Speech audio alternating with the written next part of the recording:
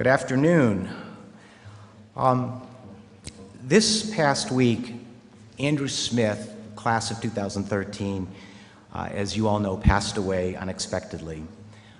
Andrew was a horn player and, according to those that knew him best, a warm, thoughtful, talented, and intellectually curious young man. It's always difficult to lose a member of one's family, in this case the Peabody family, and especially somebody so young. Certainly our thoughts are with Andrew's family and his friends, and I'd like to ask everybody just to join me in a very brief moment of silence in memory of Andrew.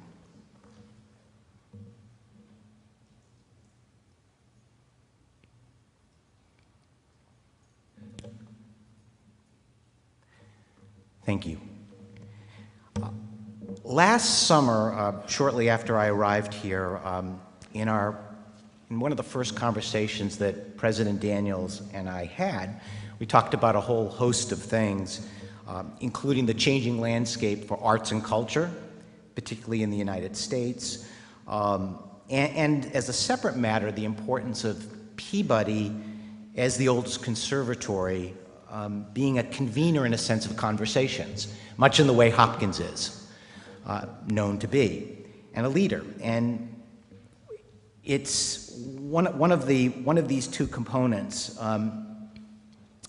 the importance of the topic in our field and the importance of Peabody being in this conversation is, of course, partly what this is about today.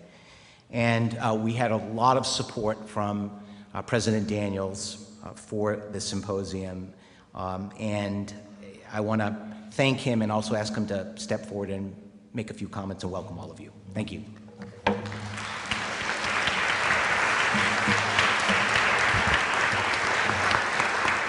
Thank you, Fred. It's so great to be here, and I want to thank our panelists, our faculty, students, and staff for dedicating the time to participate, indeed animate this very important conversation that you're about to have. I know that we're convening a symposium here to talk about the future of classical music and Peabody's role within that landscape. But before we look to the creative disruptions ahead of us, I thought it might be useful to pause for a moment and look back, roughly indeed 100 years back, to the Paris premiere of the ballet performance of The Rite of Spring. Now, as many of you know, this landmark collaboration between one of the 20th century's great composers, Igor Stravinsky, and choreographer Vaslav Nijinsky was so unsettling, so jarring to audiences that a riot literally broke out in the aisles, and people didn't know what was more shocking, the primitive style of the dance or the unprecedented musical expressions of a bassoon that, simply put, didn't sound like itself. So much for the 20th century sensibility.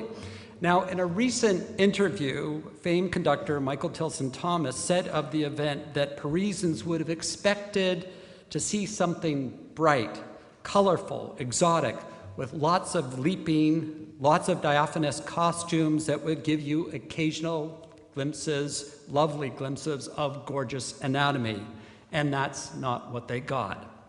Instead, what they saw was something right on the edges of what was comprehensible at that time to the musicians and the public. In the succeeding years, of course, Stravinsky's work has been hailed as a masterpiece and has become part of the canon of 20th century classical music. And at the time, in the words of one musicologist, it shattered expectations. Now, of course, today, I'm not anticipating that riots will break out in the aisles of Peabody, or at least not until after I leave the event. Yet we are, in a very real sense, gathered in the same spirit as Stravinsky's audience was so many years ago. I think it's fair to say, too often, and perhaps for too long, we have viewed classical music, and indeed the institutions that foster it, with certain set expectations. Today, I think we're here, led by Fred, to have our expectations, if not shattered, then certainly challenged and stretched. We're here to wrestle with the probing questions of the future of this art form and the role of institutions like Peabody that shape and interpret it. And at the dawn of the 21st century, we're being asked to draw on our understanding of the past to inform creative thinking about the future. How can And indeed, must musical education change to produce artists for the 21st century? What form will our musical artist careers take? How can we help them to be more entrepreneurial in crafting, shaping, anticipating the world in which they're going to forge their careers? What are the expectations of a conservatory like Peabody and other institutions for engaging in and supporting and sustaining not only the cultural opportunities, but also the economic prospects of the city it calls home? Grappling with these questions and arriving collectively at an imaginative solution or solutions is very much part of the Hopkins ethos. We are a place, as you know, that was born of a creative experiment to rethink higher education in America. And we were tremendously successful in birthing the idea of the American Research University, a model that has been emulated literally throughout the world. And this is the legacy of which Peabody is an essential part. And we are a place willing to do the hard work of innovating to meet the challenges ahead. Today, Peabody is embodying that grand tradition to the fullest. It plays a crucial role in the constellation of our university, helping us to explore the complexities of our world and give expression, musical expression, to the joys and struggles that define us. I'm honored today that we're joined by such a great group of panelists, indeed, many of the nation's leaders in arts and music programming, performance, and philanthropy, to help us investigate, illuminate, and dream together about the future of classical music and the role of this great, important institution in creating it. I know this will be a productive, probing, and hopefully expectation-shattering conversation, and one that I hope marks the first of many more to come. I want to thank you all for being here, and I want to take just one final moment to do a shout out to our now still very new, indeed our first Dean of Peabody, Fred Bronstein. I want to thank you, Fred, for convening this group. I want to thank you for playing a role in leading not only a local, but indeed the national conversation around these subjects. But most of all, I just want to say on behalf of all of us, and at this very important moment in the life of Peabody, thank you for being here and lending your leadership to Peabody. With that, I turn the program back to Fred. Thank you. Thank you, Ron, and thank you. And also just, Rob and I were just commenting, we see the panelists have these great chairs. The audience has these great chairs. And you got these two bridge chairs for Rob and I. Don't read anything into that. That's okay. We'll get you one of those chairs. I'm going to go down. Thank you, Ron, and thank you for all your support of Peabody. And I'd like to ask Rob Lieberman, of course, the provost, to come up. Rob is also a great supporter of Peabody, and I think also, as I think many of you know, has a very deep personal connection to music and interest in music, and I know that he is has some words for you as well. Rob? Thanks. Thanks, Fred. When I was considering coming to Johns Hopkins to take this job, in fact, one of the things that I found so appealing about Hopkins and about coming here was the Peabody Institute, and that Peabody is such an important part of this great university. Peabody and the art that's created here every day, every hour of every day, makes such an important contribution to our university, to the city, and to all of those affiliated with it. And it makes me really proud and very excited, not just to be here today, but to be a part of this great institution. As Fred mentioned, music has been long an important part of my own life. I actually studied bassoon when I was considerably younger. And it's interesting, Ron, that you tell the story of Stravinsky and Nijinsky and The Rite of Spring. I'm fairly certain that my own gift with the bassoon also may have been viewed as an unprecedented musical expression, just not quite in the same way. And in fact, when I was a member of the Yale Symphony Orchestra a bajillion years ago, we actually performed The Rite of Spring at one of the concerts that I was in when I was there. And fortunately for everyone concerned, for my own nerves and for the audience's enjoyment, I was playing second bassoon. So my colleague in the first chair actually got to perform the solo at the opening of the piece that Ron referred to, and it really worked out better for everyone that way. I should also say that music also led me to my wife. We met singing in the Yale Glee Club, really about which the less said the better.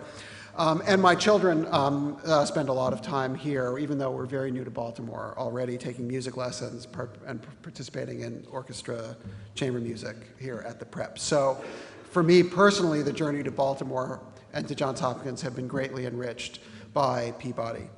But more importantly, I want to just take a moment to celebrate Peabody's importance to Johns Hopkins. We believe strongly in the power of music, in the humanity that it brings to the university, to our pursuits, to our pursuit of excellence across the board. And just as there is enormous opportunity in what Peabody brings to Hopkins, there's also enormous opportunity for the university, for the city, and for the world of classical music in the exploration that's happening at Peabody today. And as Ron said, we're gathered here today for what I fully expect will be an expectation-shattering conversation. Peabody, under Fred's leadership, is in the process of reshaping and really reimagining what it is, what it can offer, what we as a university can offer to young musicians, to our community here in Baltimore, to the university, and to the whole field of classical music.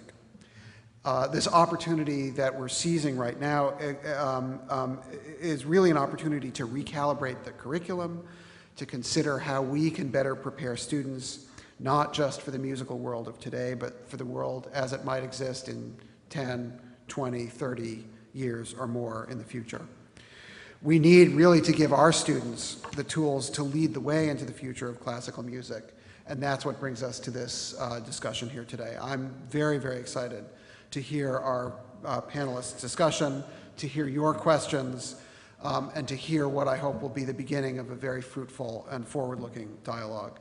The symposium really marks an important moment in Peabody's history and the university's history. It's a day that will guide and shape what a Peabody education and indeed what a great university that embraces an institution like Peabody can and should look like in the years to come. So I want to really thank the panelists also for making time for this conversation. Thank you all for joining us today. We will take a moment to reset the stage and then begin the discussion. Thanks very much.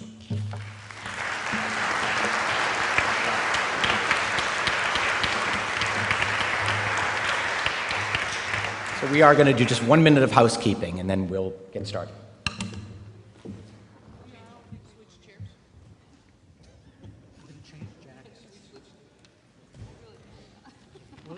I'm struggling in my chair.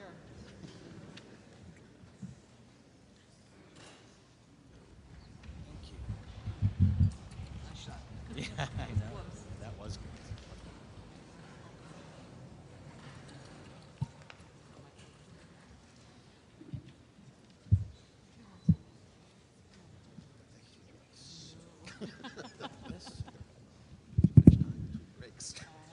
Okay, we are back.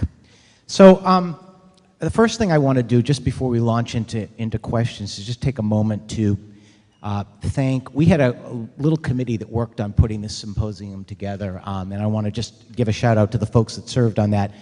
Faculty members Michael Hirsch, Michael Cannon, Gary Louie, and then our on the administrative side, Andrea Trisciuzzi, Paul Matthews, Tim Holt, and Mary Beth Walker, and a special thank you to Mary Beth, who really did yeoman work in putting all of this together, and so thank you. I also, of course, am thrilled with the panel we have here today, and you're going to have a chance to hear lots from them, but just a couple of quick comments.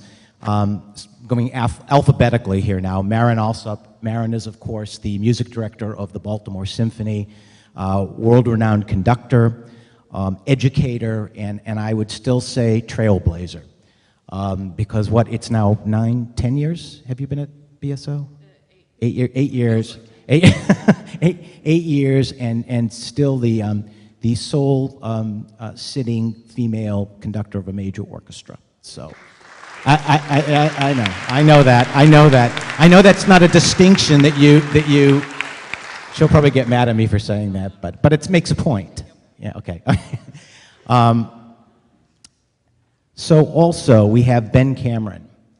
Ben is the head of arts programming at the Doris Duke Charitable Trust, and those of you who have ever had an opportunity to watch his TED Talks presentations, they are really riveting, and I suspect we'll get a little bit of that today. I'm counting on that.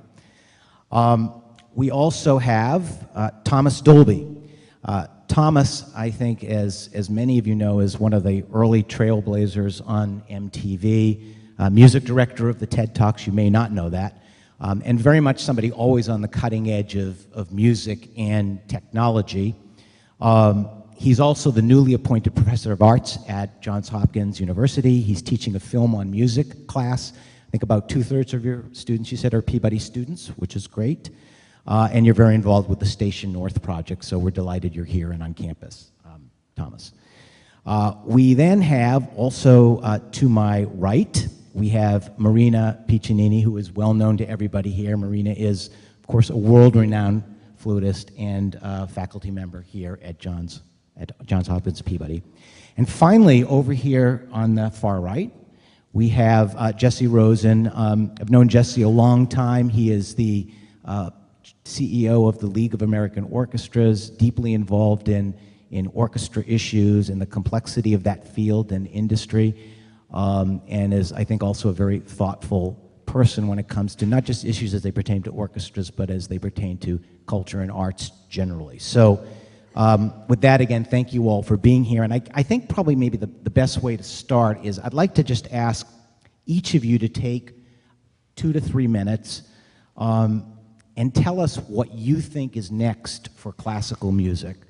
And in doing so, I guess what I'd like to ask you to say is what is your biggest hope about that, and what do you see as the single largest obstacle to that? So maybe let's start over here with Jesse. Well, the short answer is I don't know, but I'm not worried about not knowing because there are quite a few things that give me a lot of hope. One of them in particular has to do with the current generation of young musicians who I think are redefining many of our understandings about what it means to be a musician, what is the relationship music has to an audience, to a place, how musicians relate to their own destinies, how they relate to their own leadership and their own governance of the organizations that they're part of. And that gives me enormous hope. A second thing that gives me enormous hope is the amount of creativity in composition in the United States today, which I think is more varied than it's ever been before and continues to grow, and also continues to find a connection to our audiences today. And I think we're coming out of a period in the 1960s through the 1980s of a tremendous separation between the work of living composers and audiences, and I think we're really doing a great job of bridging that. What I worry about, and one of the concerns I have, has to do with what seems to be a need to continually redefine and rethink why classical music matters. For a long time, we didn't have to answer this question. The manager of the Boston Symphony reports that back in the 1960s, their subscription campaign amounted to a one-page letter sent to subscribers with nothing on it except dates. No artists, no repertoire, and the Boston Symphony was sold out on subscription. Our latest data indicates a 29% drop in subscription sales in American orchestras over the last 10 years. Times have changed, and they've changed really dramatically, and I think we're going to need all of our efforts to figure out how to run our organizations and answer the questions about what's our role in American society today. Marina? Okay. I wonder if I should stand. I think Whatever on my you're feet comfortable better.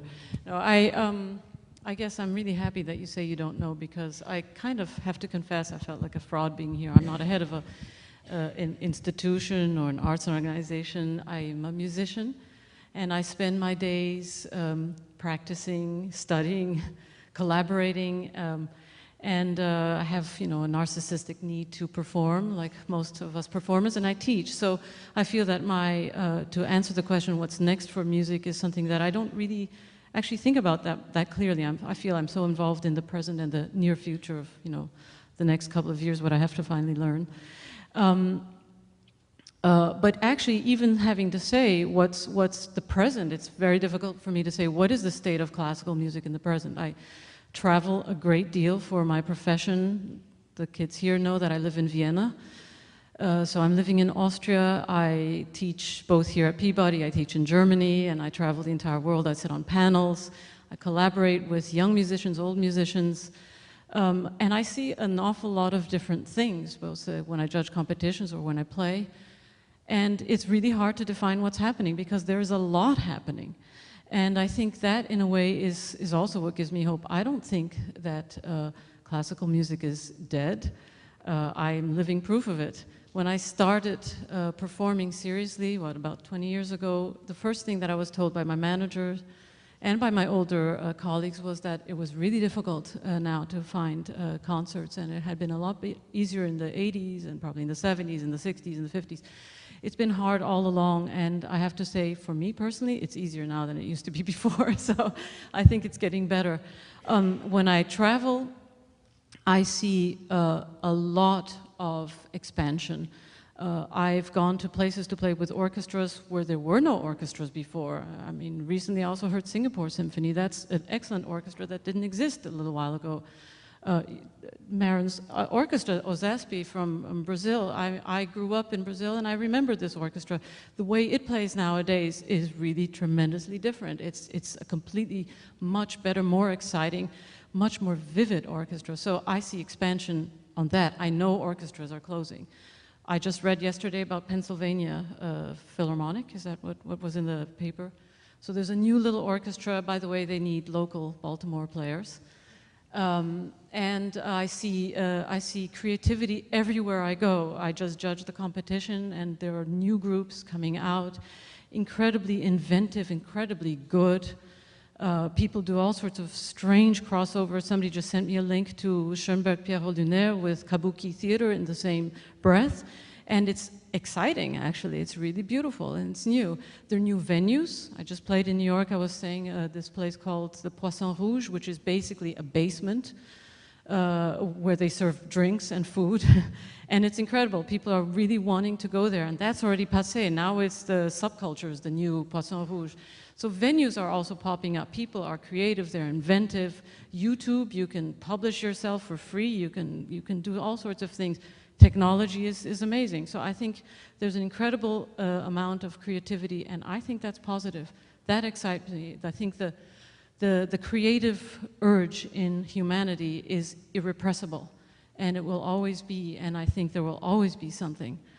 What worries me is that in the end, I think, especially in the United States, I see this, that the success of music, of classical music, is very much tied into the bottom line, the box office, the dollars. I think pop music can survive easily the idea of crowdfunding, in a way. It reaches out to a lot of people. Classical music requires a different kind of reflection, a different kind of commitment, a different kind of training, much longer, and it has always relied on patronage ever since, whether the church or sovereign. And if we continue to only think in that way and have to meet those kinds of needs, we will also destroy, I think, the link that we have to the history and the tradition and the excellence and the language. I fear sometimes that we're getting away from the language of understanding our musical language and really preserving the sensibility and the beauty of the art form that we do. Thank you, Marina. Maren? Well, it's great to be here. It's always wonderful to have these discussions. They should probably occur weekly, if not daily. You know, I didn't grow up with many of the advantages that typically define privilege, but I had the greatest advantage of all because my parents were both professional musicians. And so I grew up in a really crazy household, you know, where money could not be, you know, cash was never our currency. Music was always our currency. And I think that gave me a lot of advantages because it wasn't about materialism. It was about having people over to play chamber music and having an interpersonal, transcendental kind of moment together, especially after they drank a lot of wine, I noticed when I was young. And I think though, growing up in that, that kind of environment for me really showed me that musicians are the most fortunate people in terms of profession, because it has to be the most entrepreneurial discipline out there, being a musician, because you can put together almost any kind of life for yourself if you're a musician. You know, you don't have to do it any certain way. There's no real formula for being successful. I mean, my parents were, when I was accepted to Yale as an undergraduate, my parents were really apoplectic. They said, why would you want to go to Yale? I mean, what a waste of 4 years. You could go to Juilliard, you know? So, you know, what did they know? But here you are at Peabody. So what can I say? But to me, it's all up to you. It's whatever you want to make it. You have the possibility to put together any kind of life for yourself as a musician, any kind. And the more creative you are, the more proactive you are, the more of a good citizen of the world you are, the better your life will be. And that's, you know, it's all up to you. And I think being here in Baltimore, and especially at this institution, which is the oldest conservatory in the United States, has a tremendous history, but now with Fred at the helm, it's probably going to be the most entrepreneurial conservatory. You have Johns Hopkins at your disposal, which is one of the great institutions of the world. And to not take advantage of that in some way, whether it's to go and audit a class or go and take a class or go and meet some of those students. I don't see nearly enough of you at the Baltimore Symphony. It's one of the great orchestras of the United States. And if you like music, you really should go hear music all the time. Or to go and collaborate with some of the young visual artists at Station North. And, you know, Baltimore, a friend of mine said, oh yeah, I heard Baltimore's the new Brooklyn. That's awesome, you know? You probably don't get it, but anyway, it was, I'm from New York, so I get it. But there's a lot happening here that isn't happening in other cities. And so you have this opportunity. Don't become one of these old-fashioned, entitled musicians, especially when you're 20 years old. That's all I can say. You know, you have a chance to make a great life for yourself, so it's up to you, really. And I can only say that, you know, everyone told me it was impossible, what I wanted to become and what I wanted to do. And, you know, what can I say? Nothing's impossible. Just enjoy the fact that you're a musician, because it's much better than cash. Thomas? Thank you, Miriam. A week or so ago, Fred, in the lead up to this symposium, you and I were interviewed by a TV show, Al Jazeera, and the interviewer sat me down, and after the niceties were over, he got a very stern look on his face and said to me, so tell me, Thomas, why are attendances falling for classical music events, and why is nobody downloading classical music from iTunes, and why are CD sales dropping? And it occurred to me that, well, actually nobody had ever asked me that question before. I would imagine that all of you get asked that question on a fairly frequent basis.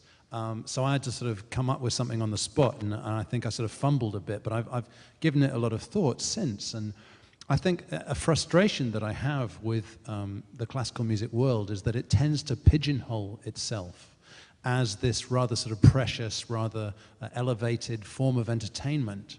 And what you hear very often is that, well, you know, these days people are too busy watching reality TV shows and you know, on social media and playing games and taking selfies and so on. We in the classical music world, we stage 2-3 hour concerts in lovely halls, and people come along and they sit there and listen to our performances, and we sometimes record them and put out CDs, and you might catch a performance on PBS and so on. It almost becomes a self-fulfilling prophecy that if you view classical music as something removed from what's really going on in popular culture in the world on a day-to-day basis, that you're going to exclude exactly the kind of new young audiences that you need in order to keep classical music thriving. And I think that's a big mistake. I think that when you look at this sort of new inclusive mode of popular behavior that exists in the 21st century, post the internet, post mobile phones, which involves the audience, where the audience is not just a passive viewer in a performance, in a broadcast. The 21st century is really all about inclusion.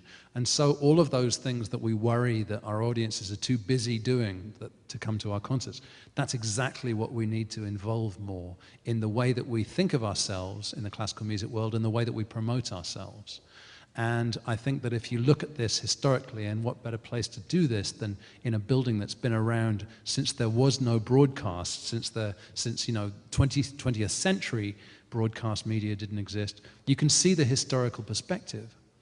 And that is that, prior to technology allowing us to record performances and broadcast them from one to many to millions of people via the radio, via the manufacture of records, tapes, CDs, etc.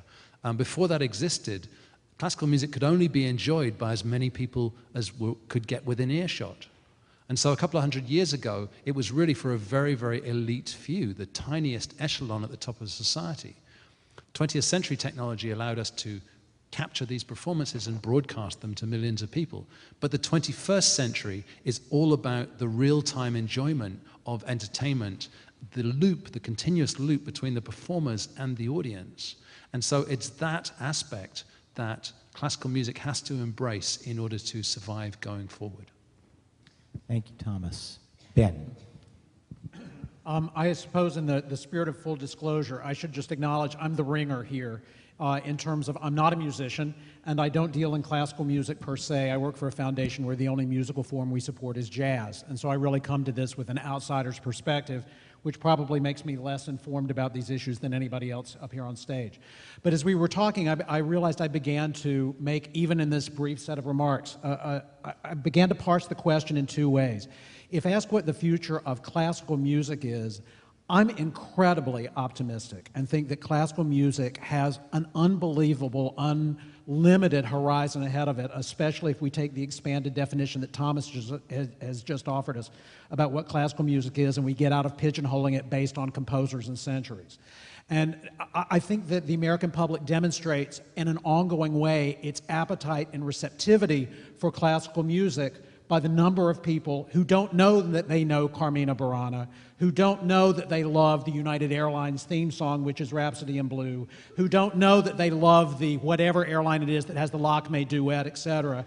And for my generation, the British Airways, I should have known. And for my generation, we have the sort of same thing because we all grew up with classical music on Bugs Bunny cartoons. And so before I knew who Wagner was, I knew, "Oh, Brunhilde, you are so lovely, yes, I know it, I can't help it, da da da da." So when it comes to classical music, I think we have an incredibly robust and vibrant future ahead. When it comes to classical symphony orchestras, I'm less sanguine. I grew up in the 50s and 60s at a time when the nonprofit arts industry was exploding, when we went from, my background's theater, from 20 professional theaters in the country to 2,000, where the NEA was invented, and where suddenly orchestras from a handful began to, I think, Jesse, you said there are 400 today. And I think we had the luxury of growing up in a time where we, certainly in the theater field, thought we were creating institutions that would allow artists to do what they do best and focus on elevating the quality of their work.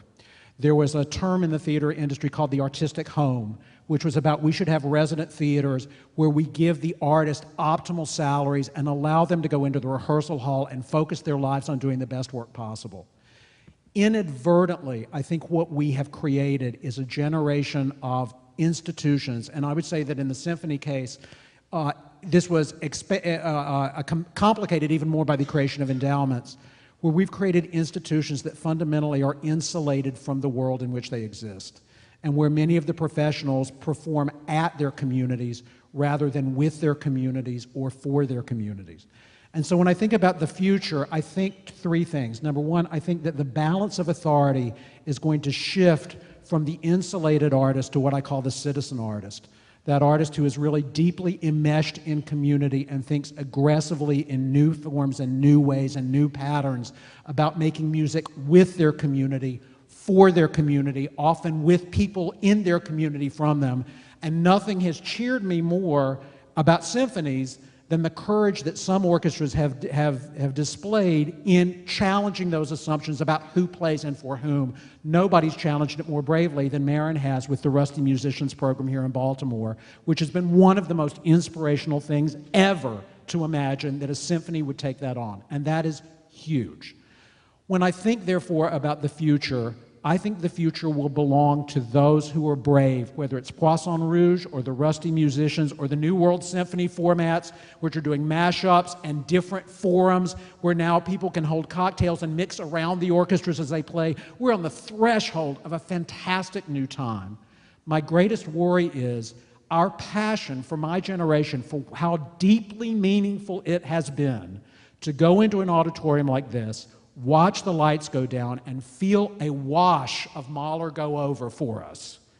That the passion we hold for that will make us assume that as it has been in our lifetime, thus has it always been, which is a lie, and that it will blind us and lead us to denial to prevent us from undertaking the bold experimentation we need, because we'll confuse the symphony, the fate of the symphony, with the fate of classical music. Thank you. Thank you, Ben. Good.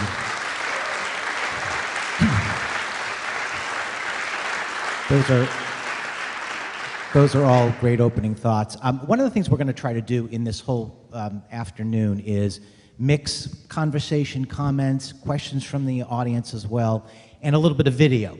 So to that point, I'm going to ask Thomas to tee up a video that he put together from his work as music director at the TED Talks.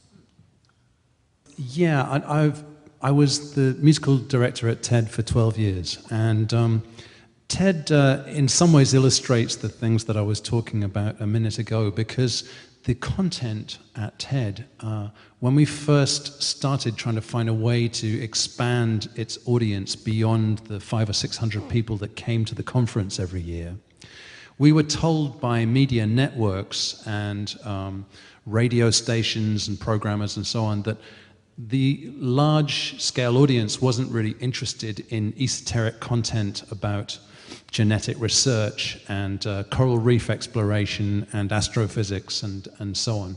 And we were told in particular that, you know, modern audiences really didn't have the attention span to sit through a 16-minute talk. That the 16 minutes was a sort of bad chunk of time for TV channels and so on.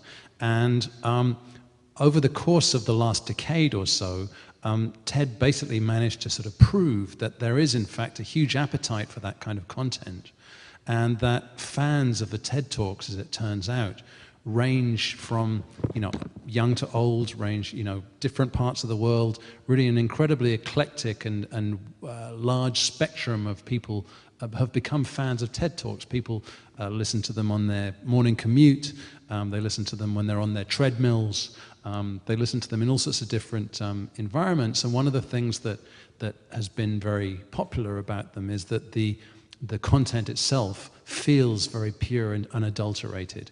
TED is a non-profit. It doesn't have a sort of big corporate agenda. There's no real political agenda to it. It's loosely based, an effort by a very smart group of people to make the world a better place, to come up with ideas despite the sort of despite the problems that exist with politics, with poverty, with disease in the world. That brain power alone could maybe come up with some solutions if it was allowed to be unadulterated. So my job really at TED was to sort of sprinkle some fairy dust on these proceedings and allow people over the course of 4 or 5 days to get a little bit of breathing space and a sort of palate cleanser between these amazing talks.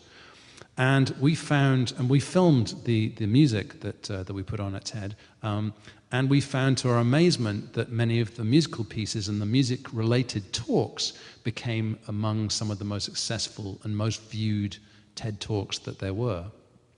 And I think this was sort of despite people telling us that that, you know, especially with classical music, with jazz, that there wouldn't really be a mass market for that. But I think the fact that we managed to enable it to reach a wide audience sort of tracked in parallel to the fact that we were getting some of these, you know, really quite advanced esoteric ideas sort of out to a large viewing public. So I wanted to show you just a little compilation of clips that I put together from musical performances that we did at TED, including musical talks, and explain a little bit why I think we managed to make a success out of them and make some of them go completely viral. So if we could run the video, please, and I'll just give you a little running commentary of what's going on. This first piece was by TED Prize winner Jose Abreu's orchestra, in which he won a prize and was awarded some funding for for bringing El Sistema to America.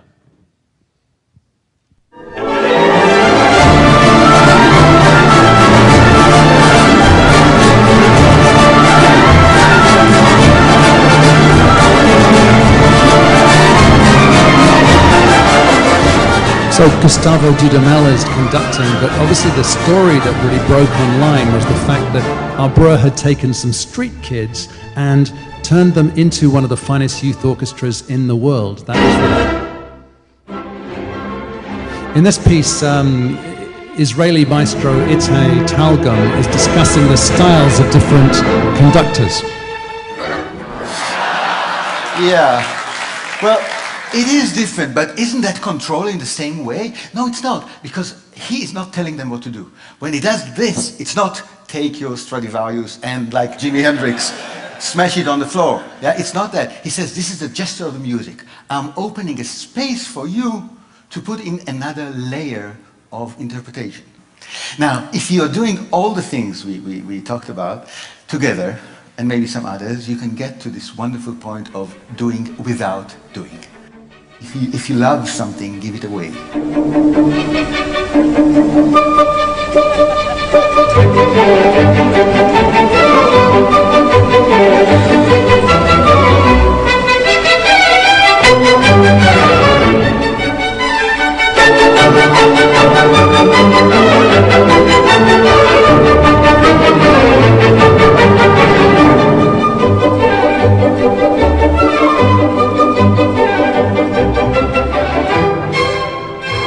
I think of myself as a musician.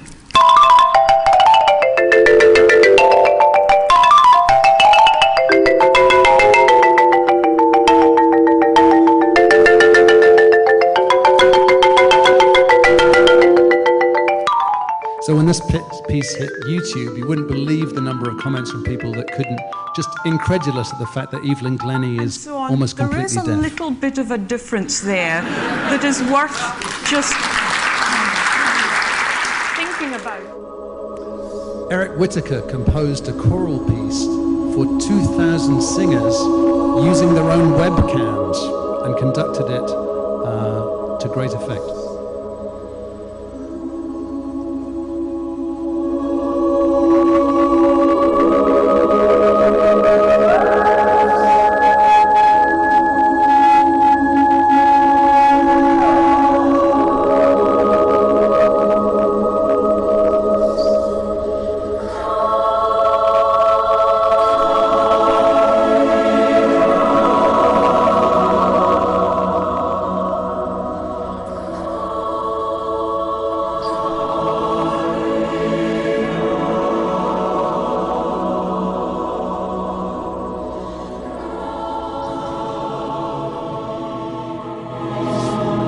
But one of the most successful TED Talks of all time was by Benjamin Zander, whose topic was actually the very same topic we're talking about today. Probably a lot of you know the story of the two salesmen who went down to Africa in the 1900s. They were sent down to find if there was any opportunity for selling shoes.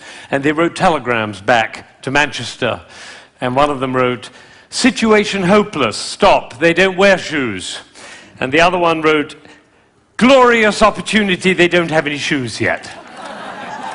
Now, there's a similar situation in the classical music world, because there are some people who think that classical music is dying, and there are some of us who think you ain't seen nothing yet. So let's see what's really going on here. We have a bee. This is a bee. The next note is a C, and the job of the C is to make the B sad. And it does, doesn't it? Composers know that. If they want sad music, they just play those two notes. But basically, it's just a B with 4 sads. Now it goes down to A, and now to G, and then to F. So we have B, A, G, F. And if we have B, A, G, F, what do we expect next? Ooh, the TED choir. And you notice nobody is tone deaf. Is that right? Nobody's, every village in Bangladesh and every hamlet in China, everybody knows. Da, da, da, da, da. Everybody knows who's expecting that E. Now, Chopin didn't want to reach the E there, because what will have happened? The 9-year-old put an impulse on every 4 notes. And the 10-year-old on every 8 notes. And the 11-year-old 1 impulse on the whole phrase. I don't know how we got into this position. I didn't say I'm going to move my shoulder over, move my body. No, the music pushed me over, which is why I call it one buttock playing. There are 1,600 people, I believe. My estimation is that probably 45 of you are absolutely passionate about classical music. You adore classical music. Your FM is always on that classical dial, and you have CDs in your car, and you go to the symphony, and your children are playing instruments. You can't imagine your life without classical music. That's the first group. It's quite a small group. Then there's another group, bigger group. These are the people who don't mind classical music. You come home from a long day and you take a glass of wine and you put your feet up, a little Vivaldi in the background doesn't do any harm. Right? That's the second group. Now comes the third group. These are the people who never listen to classical music. It's just simply not part of your life. You might hear it like secondhand smoke at the airport, and maybe a little bit of a march from Aida when you come into the hall, but otherwise you never hear it. That's probably the largest group of all, because my profession, the music profession, doesn't see it that way. They say 3% of the population likes classical music. If only we could move it to 4%. How would you walk? How would you talk? How would you be if you thought everybody loves classical music? They just haven't found out about it yet. Classical music is for everybody. Everybody.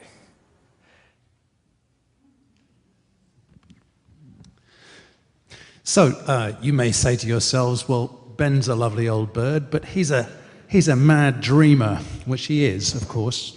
But the point is that nearly 7 million people got that message that he put across so well, and they were fascinated. And one of the reasons that this worked was that here is somebody taking the lid off what they do. And that's true across the whole of TED. You have experts talking to experts from different fields in a non-condescending fashion. They're not talking above people's heads, nor are they talking down to them. They're just letting their own guards down and explaining what floats their boat. And I think this is a crucial piece of what has enabled talks like this to go viral, because when you watch something like that, even if you're a dentist, even if you're a submarine captain, you find something in your experience and your process that somehow intersects and overlaps with what you've heard from the speaker on stage. And so I think it would be really great if we could hear more from the professionals as to what it is that really makes them tick, and find ways to use that content and the fascination, the appetite that audiences have for that as a way to create content that will go viral and really start to triangulate and multiply around the web. Thank you, Thomas. So that's a great segue actually to our first big question, which is what's the environment for classical music today? What is it? Where have we come from? What was it like 25 years ago? What is it going to be like 25 years from now? How is it evolving? And I think, in sort of getting the conversation going with everyone here now, issues of technology, societal changes, education, these are all things that people propose have impacted classical music, and both positively and, I guess, to some extent negatively. So who wants to take a crack at this? This is just a quick observation to the videos we just saw. It's hard not to notice those were all old people. I think mostly people in their 50s and 60s.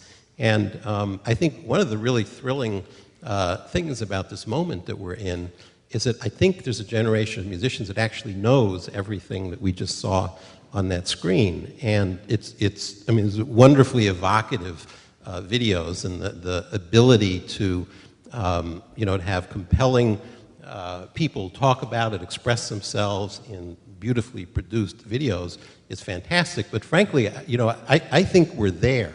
I think that the people that the young musicians that I talk to are so there already. And I think the opportunity is really for the institutions to embrace all of the ways in which younger musicians are finding ways to make the connections with the audience, to reveal more about themselves, to understand the power of a kind of connection that is enhanced and deepened when there's some communication, when there's behind the scenes, the use of the internet. There's an orchestra in New York, I think it's still around, it was from Le Poisson Rouge, was related to it. It was the Wordless Music Orchestra, which would do sold-out concerts of indie rock and classical music together. And they had no marketing budget. Everything was done online. And I think many artists get this. And I think from the standpoint of symphony orchestras and large institutions, I think where there's great opportunity is to let those artists with their new ways of being into those institutions and let the musicians play an active role in helping those organizations evolve so that they actually become part of the 21st century and not simply a repetition of a lot of ritualistic behavior. I mean, other thoughts on that? Because I think that one of the things that, just picking up on the notion of connection and the importance of people feeling personally connected somehow to artists, to the music. What? Well, it's really great to see those videos. I think I've watched all of them several times. I've contributed to those 6 million views. But I think they're general themes, though. I mean, people say technology, and I mean, they're all tools. It's just a method of accessing things. But the great thing is that I feel is that people are really a lot more curious today because information is more accessible. So people want to know more and expect to know more and deserve to know more. So it creates a touch point and an entry point to connect with people. For example, I've always spoken at concerts and talked to people about the music and done examples. And, I used to be chastised really pretty violently by managers, by orchestra leaders, by everybody for speaking to the audience.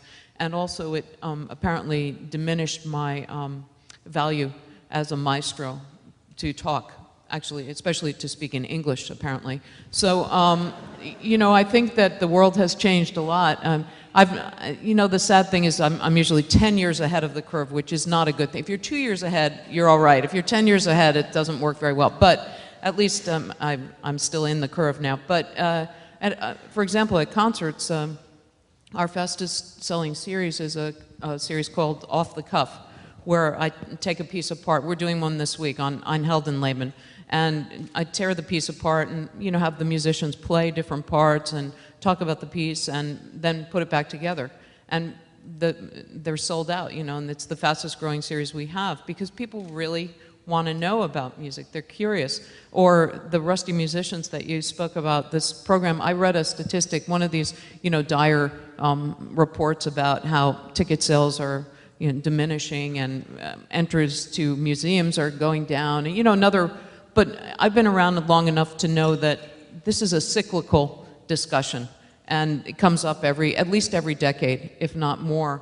But at the bottom of these statistics it said, but curiously, the number of people playing instruments has doubled. Because of course you can learn how to play an instrument on the internet now. You just Google. Yeah, I Googled how to pet a cat the other day. I mean, everything's there, And my cat was not reacting well. I thought, what's going on? Anyway, so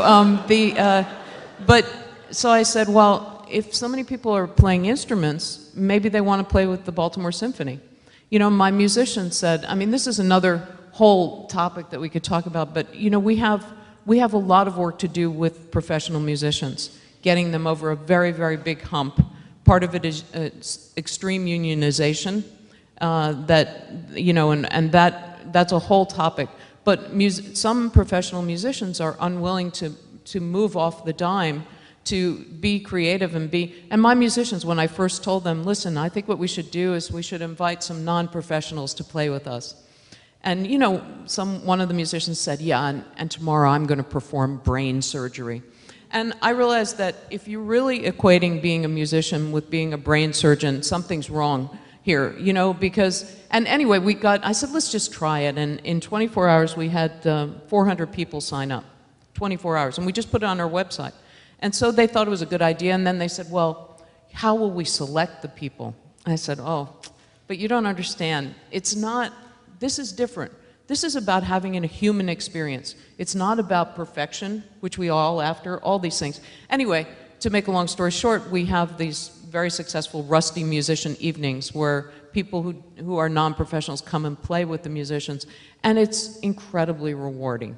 It doesn't sound so good sometimes, but that's not what it's about. It's about connecting with people over music, and that's what all these videos are doing. They're creating touch points. And so, to me, the opportunities right now are limitless, and technology is just a vehicle.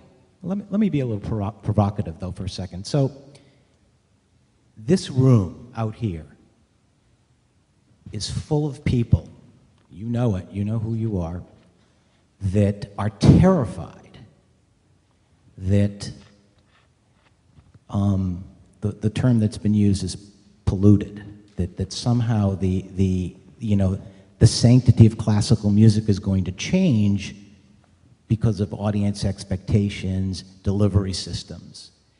And how do you get people there? How do you respond to that? Talking to people that are professional musicians or will be professional musicians. This is a big issue for people to sort of get their arms around, and this will get into our second question later, so I don't want to jump the gun, but I think just to provoke a little bit of this conversation about that particular issue. You mean that it brings the level down by... Correct. That somehow in doing this, we're infringing upon excellence. Yeah, you know, but this is a whole question of... I mean, my teacher, that was the guy, you know, who wasn't conducting Leonard Bernstein. He was my teacher, you know, and we had a lot of discussions about this highbrow versus lowbrow, you know, and the thing about Leonard Bernstein was he was really fundamentally lowbrow. And and that was the problem all the critics had with this guy, was that he was too lowbrow. But, you know, this is a place that, I don't know, I just personally don't want to exist. I mean, I know I have to answer your question, but when we look at South America, I work in Brazil now, which by the way, when I accepted the job, I was told, you know, this is not a career move by my managers, and I couldn't be happier, because Brazil is all about enthusiasm and possibility, and very much like Venezuela. You know, when I go into a school, it's like, I don't know, it's like Madonna has arrived, because all the kids are totally into classical music. And this is a new landscape, South America. I mean, you have to go there and see what's going on. And you know, it's not about perfection. This is the most important thing. It's not about perfection. Sadly, it may ultimately become about perfection for some of them, but music is not about perfection. Music is about emotional experience and connection.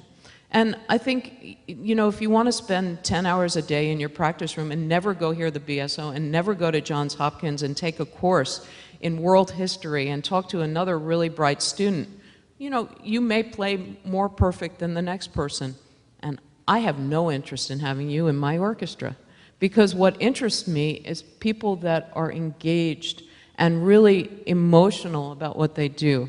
But it's hard, because this is a big question, and of course this is probably the biggest criticism that I face as an artist myself, is this question of because I'm accessible and because I want classical music to be accessible, I can't be a great artist, really. Because somehow great art became equatable with unintelligible. If you don't understand it, it must be great. Dan, please. You know, there's a lot of discussion around this issue around what audience and public interaction means, and there's a guy who studies this named Alan Brown who actually codified this as a kind of 5-band spectrum, who said basically, you know, in the 5 bands of what it means to interact with the public, there's the performance, there's what he called the elaborated performance, which is the performance accompanied by talkbacks or program notes or things like we just saw that contextualize or enrich the experience, but essentially the authority remains with the professionals while the audience just watches or consumes.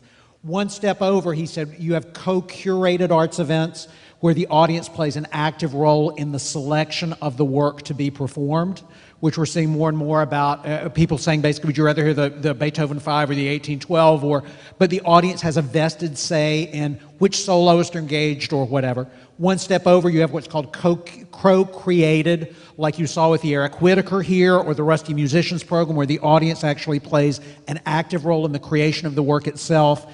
And the extreme is the flash mob, where the professional basically says, we're letting it go and we're turning it entirely over to the community, you guys run with it.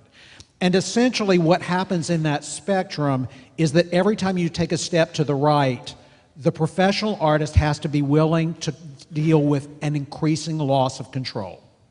And as you move from the left, from the audience, every additional step, you have more interpretive and curatorial say. And that's a spectrum. Basically, in this moment, I've often thought the moment we're in as an arts industry is the equivalent of the religious Reformation. We're in the arts Reformation. And that's, on the one hand, it's a thrilling time, just because it's like new denominations, new practices, new things you can do, new challenges and more. But yet, like I always say, the religious Reformation did not mean the end of the Catholic Church. A Catholic Church that just 3 days ago proved that for 600 years they are still largely unchanged by their unwillingness still to admit women to the clergy or embrace gay people in a significant way. And so really, for me, the question is one of intentionality. This 5-band spectrum isn't for everybody. But I think what we've got to acknowledge is if you want to be the Catholic Church, if you want to be that musician pursuing unbelievable excellence, there is a place for you just like the Catholic Church. You're going to have less resources. There are going to be fewer of you. There's not going to have the gridlock on dispelling cultural authority that the Catholic Church used to have and no longer has, but you can do that. Contrarily, I think forward people thinking are saying, if there's these 5 bands, where in these bands can I find value? Where can I offer value? And how do I think about more fluidly moving back and forth through the spectrum as time requires? At the heart of the question, I think, which is an instant assumption we make, is we tend to see this future as an either-or. And more, I think it's a both-and. You know, that what we're seeing more and more is that editorial formats are expanding, you know, as opposed to, and this will be the last thing I'll say, but, you know, there's a guy from the BBC that I just heard named Matlock who was brilliant, who said, you know, we lived in an age of broadcast. TV came out in 30-minute increments. And now we think nobody's got short attention spans. And so Netflix releases all 13 episodes of House of Cards simultaneously. So people go into their apartments, lock the doors, and watch TV for 14 hours straight. That's an expanded format. Not that TV broadcast went away. It's a both-and. And I think for musicians right now, the opportunity is to think about, how do I think about the 5 bands? That doesn't mean I have to let go of my pursuit of excellence. It's an expansion of what I may be called to do. Very good. Thank you. So, you know, actually, I think this might be a good time to we'll continue the conversation, but also to see if there are some questions. I'd like to sort of get some of you all involved and see what your thoughts are, responding to some of what we've heard thus far, but also if you have specific questions for any of the panelists. Any takers? Yes, over here. There are microphones set up, by the way, I think on both sides we have. My question is directed at Miriam. what's something that, I'm a master's student in composition right now, and what's something that you see for modern composers that you look for, you find the orchestra looks for, new 21st century techniques, what does the orchestra expect out of the contemporary composer today? I think that we hope for the same thing everyone's always hoped for, really, which is again some kind of emotional journey from your piece, regardless of what the vocabulary is. I mean, I suppose we always looking for some originality in your voice and your vocabulary, but I think authenticity is the one thing I'm always looking for in contemporary composers and living composers. And I've worked with a lot of composers who are able to use technology in new ways, like Mason Bates and these kind of guys, and I find that pretty intriguing. But to me, if it's authentic and not derivative, but really unique to you, and you have a point of view, I think that those are, again, the most compelling attributes. It's not about at least for me, it's not about the trappings, but it's really about the essence. I want to just come back to the question. Do you have a follow-up? No, thank you. Thank you. I just want to come back. We'll take another question. Before we do that, I want to come back to this question of, we're talking about classical music, but the question I have for the group up here is this trend, or some of the concerns or the issues that it faces, is it present in other art forms? Is it present in other entertainment forms? Is this so unique to classical music? And do other forms respond better to it than classical music does? So there are really kind of two parts to the question. Thoughts on that?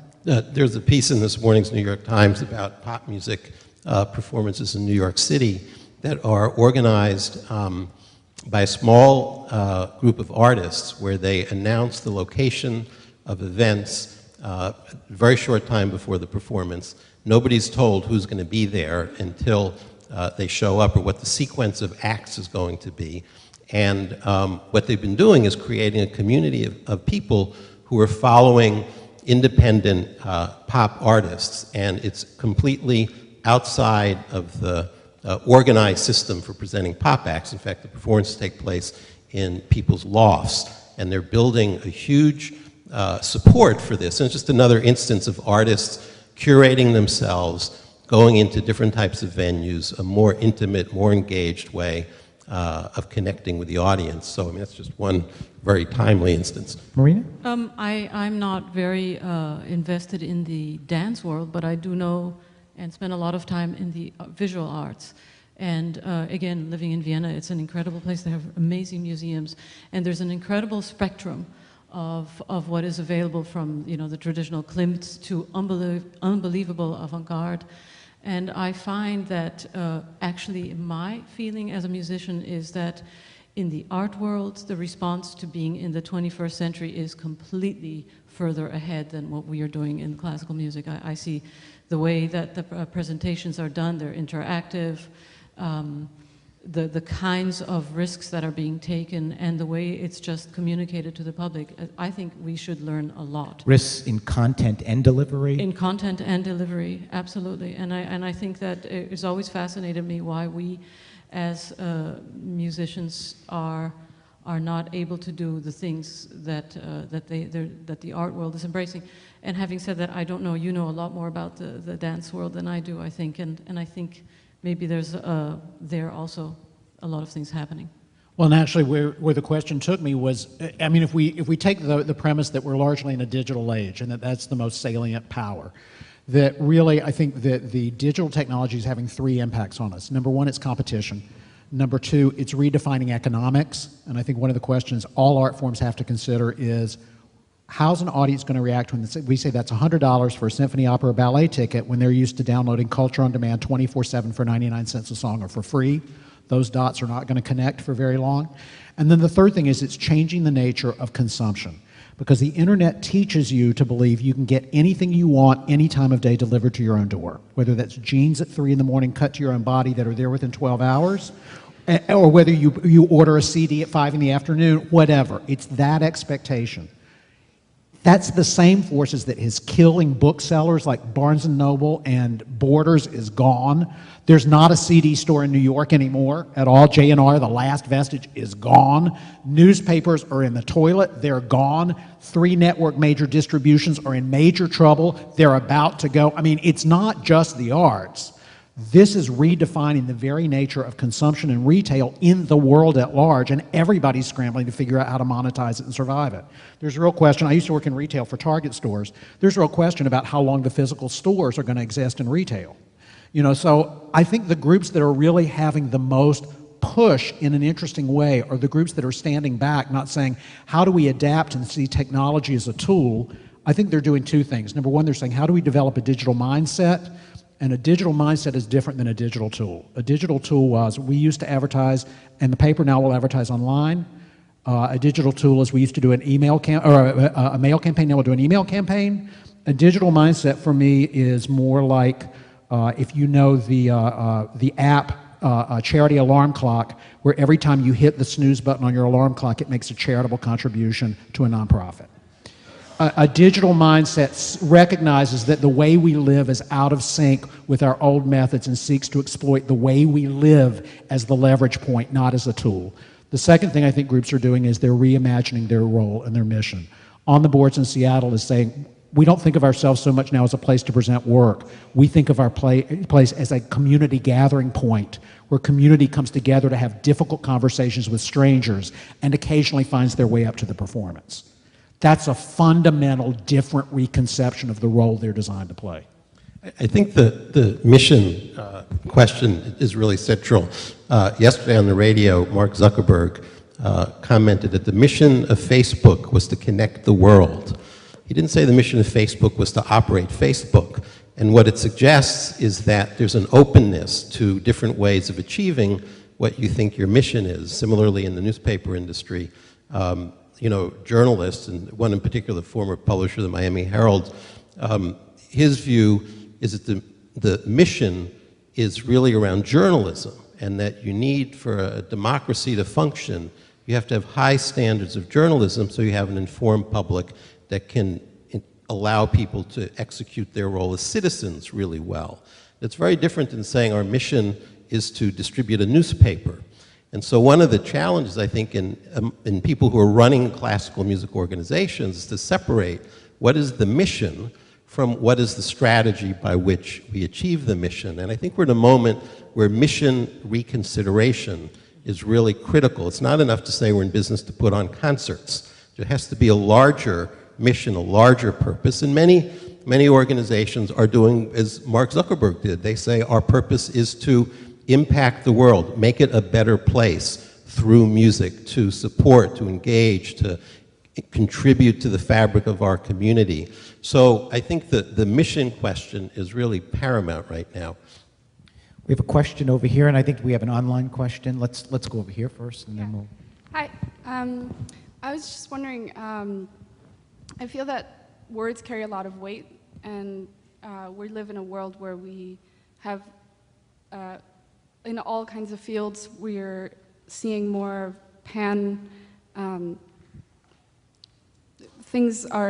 we're blurring the lines between a lot of things. So, for example, pansexualities, and a lot of musicians are making hybrid music.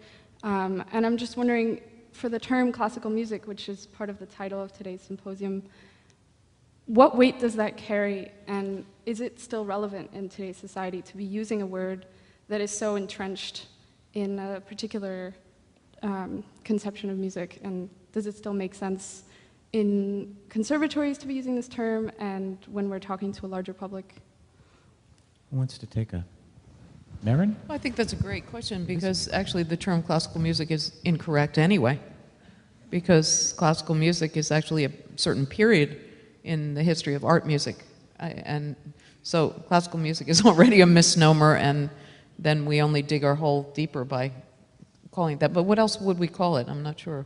Pan music? But it's also true that historically there's much more connection between what we would consider to be popular music and art music than it became in the last 100 years. We could just sell the naming rights. How about that? I mean, that would solve all of Google the economic Music. problems. I like it. Yeah. Google Music. No, I don't know though, but classical music, it does sort of denote what we do, I suppose now, but I don't know. I knew when, this is a while ago, but I knew when 7-Eleven started piping classical music into the parking lot to deter loitering.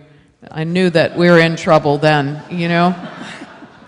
But I don't understand, because when I see the different mindset again in South America to classical music, you know, it's all about how early you're exposed to it and under what circumstances and what kind of vibe goes with it too. This is, again, I don't know why we can't have fun.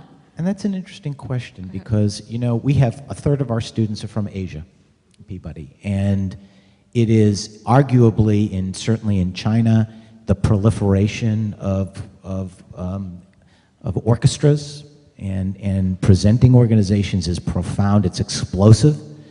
You're talking about South America, so I guess the question is, what are we doing wrong here, if we are doing something wrong? Because a lot of the folks here, some won't work in the United States, but many will have their careers here. Well, I think who was speaking to it was so eloquent about that. It's become it isn't just a vehicle anymore. It's become an institution unto itself. And instead of serving the people, it has ended up serving. Were you speaking of it? Yeah, Ben was. It ends up becoming its own prison in a way. So now we have to support this number of musicians, and we have all these rules and all. You know, it got away from its essence, I think. Yeah, you know, there are two stories that I'll credit other people with, but actually the film brought it to mind, because the difference for me between the Dudamel with the Simon Bolivar and the next clip, who I don't remember who the conductor was, you went instantly from brightly colored nylon jackets with a young group of people playing. And my favorite part of the Dudamel clips are usually when they do the Bernstein West Side Story clips, and in the middle of the performance, they jump up and they start dancing around. The next clip was guys in whitetails, people being very formal. And I remember, who was the guy that used to run St. Louis?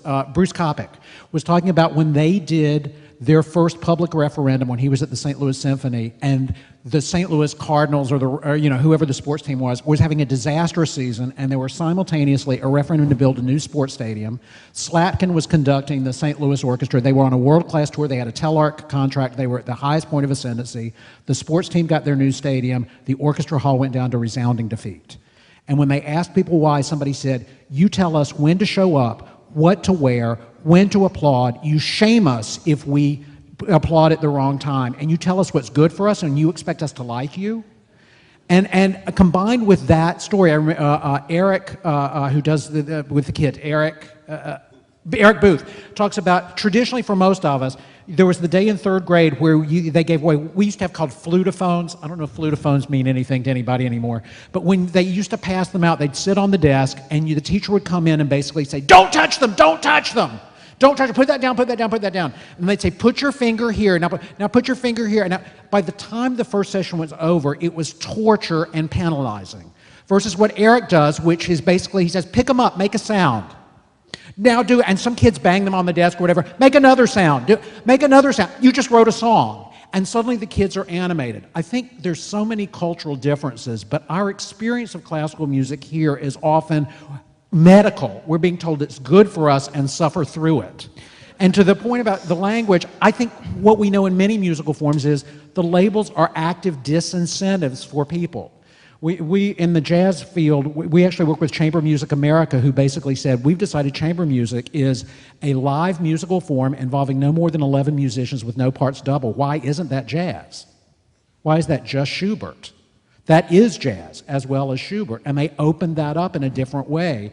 If we called this, instead of classical music, let's just call it big kick-ass music.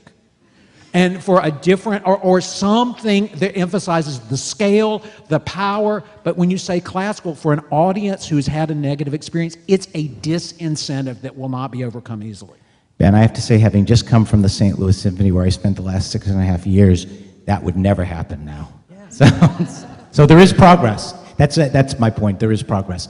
We have time for one question before we're going to take a short break and come back to talk about the question that I think is on everybody's mind, which is how does this impact us here? How does this impact how we get everybody in this room ready for careers? What changes do we need to make? Should we make changes based on what's happening in our field? But before we do that, Leslie, one question from the internet folks. Yes, I'm here representing all those participating via Ustream and other ways. We have a really lively conversation happening right now, tons of questions pouring in. One that I'm going to share comes to us from Twitter, actually, and we've talked a lot about the different kinds of change happening. And someone asks, how can you get the word out to the media that there is change and to audiences? How do we get the word out to the media and to audiences? With all due respect, I think it's the wrong question. I mean, and all I mean by that is the media, as we've known it, like music critics and newspaper, are a dying form. Word of mouth and exponential, the ability to post something and for it to go viral, the real question is, how do you create things that make it easy for people to love you and share that love with other people? The media is not going to cover the arts if we bomb Iraq tomorrow. Nothing you can do. You can have the best arts initiative. It's not going to cover. We can't control the media. In this internet age, what we can put out there is, it's a new infinite horizon in a different way. And so for me, the question isn't how can we get to the media? The question is how can we articulate in a media age the power, the love, the affection for what we do, and then make that available to other people to share? I would take a slightly different approach to the question. I mean, I think the question is valid because in reality, in order to get somebody, in order to get a member of the public to commit to something these days, when you're competing with such a wide variety of different content available, so many different channels and so affordable or sometimes free, how do you compete with that? It's not enough just to have the blogosphere. It's not enough to just have USA Today. You have to sort of ambush the audience, and very often you need 3 or 4 impressions before somebody is actually going to dip their hand in their pocket and buy a ticket to the symphony or something like that. So I think the conventional media may be dying, but it is very important. Still, having said that, I think that this question of, well, maybe we should rename it, it shouldn't be classical music after all, that's okay. I mean, it's not really, this is not a branding crisis in and of itself, because I can imagine a USA Today headline, 5 years from now saying classical music is hot. I can see that happening and people starting to think, I have to check out what's going on.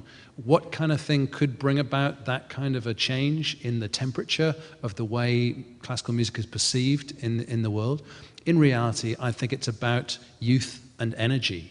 The kind of energy you're talking about in South America, which is a different landscape altogether, the kind that you feel the moment you walk in the room there, so different from here. We need that to be happening in America and Europe as well. And the way that that's going to come about is through that youthful energy. Because having been in rock and roll for a number of years, I know that there is a certain age and a certain energy level that exists with youth that starts to dissipate and become more entrenched and staid, and becomes more about the tailcoats and so on as people get older. So we're not worried about those people. They're going away soon anyway, right? It's these people that we care about. It's these people we really care about, and it's those people we need to get engaged. And I think the media interest will follow on, and I think it's going to then reverberate around the blogosphere and the social media world as well. And just quickly, I think the real question is who follows whom. And for me, more and more, the media follows the blogosphere rather than the media leads it. And the 3 words that I would draw to your attention that to me make this absolutely crystal clear are Ice Bucket Challenge. Yeah. Ice Bucket Challenge, which raised $43 million, 750,000 new donors, which no newspaper or media source told you about until it was a phenomenon, and they were the latest to wake up and see it, and then they started printing it in the papers. I think increasingly, especially for a younger generation, the media doesn't lead, the media follows. And in virtually every survey of research done in the arts, the word art is a disincentive. And I think the only way that we will get to the classical music as a hot thing is if we learn to reframe it in the short term, because again, I think the media follows increasingly, the media does not lead. But that may be a difference in perspective and opinion. And I think at this point we're going to take a brief break. We're going to say about 10 minutes. Come back. We have a lot of important conversation to go. This part of the conversation, a couple of things I would mention. This is, I guess, in the next couple of questions is where we get a little bit closer to what we all do here. We've been talking generally about a little bit more about the climate out there. We'll continue to talk about that, but I think one of the things I want to bring the conversation around to in this next round is how this changing environment actually might inform, should inform, must inform how we train musicians for the future going forward. And I think that's, without getting overly specific, I think that's one of the things we want to begin to explore here and explore with all of you. And the other thing I'm going to ask of our panelists is if we can keep this between us and the audience as interactive as possible, and be as thoughtful as you're being and as crisp as you can be also. And so that we can, because I want to make sure we get to a few more questions. We also have a lot of internet questions. I think we've got about 250 questions online that have come in, and we've got about 300 people actually that are viewing this live online.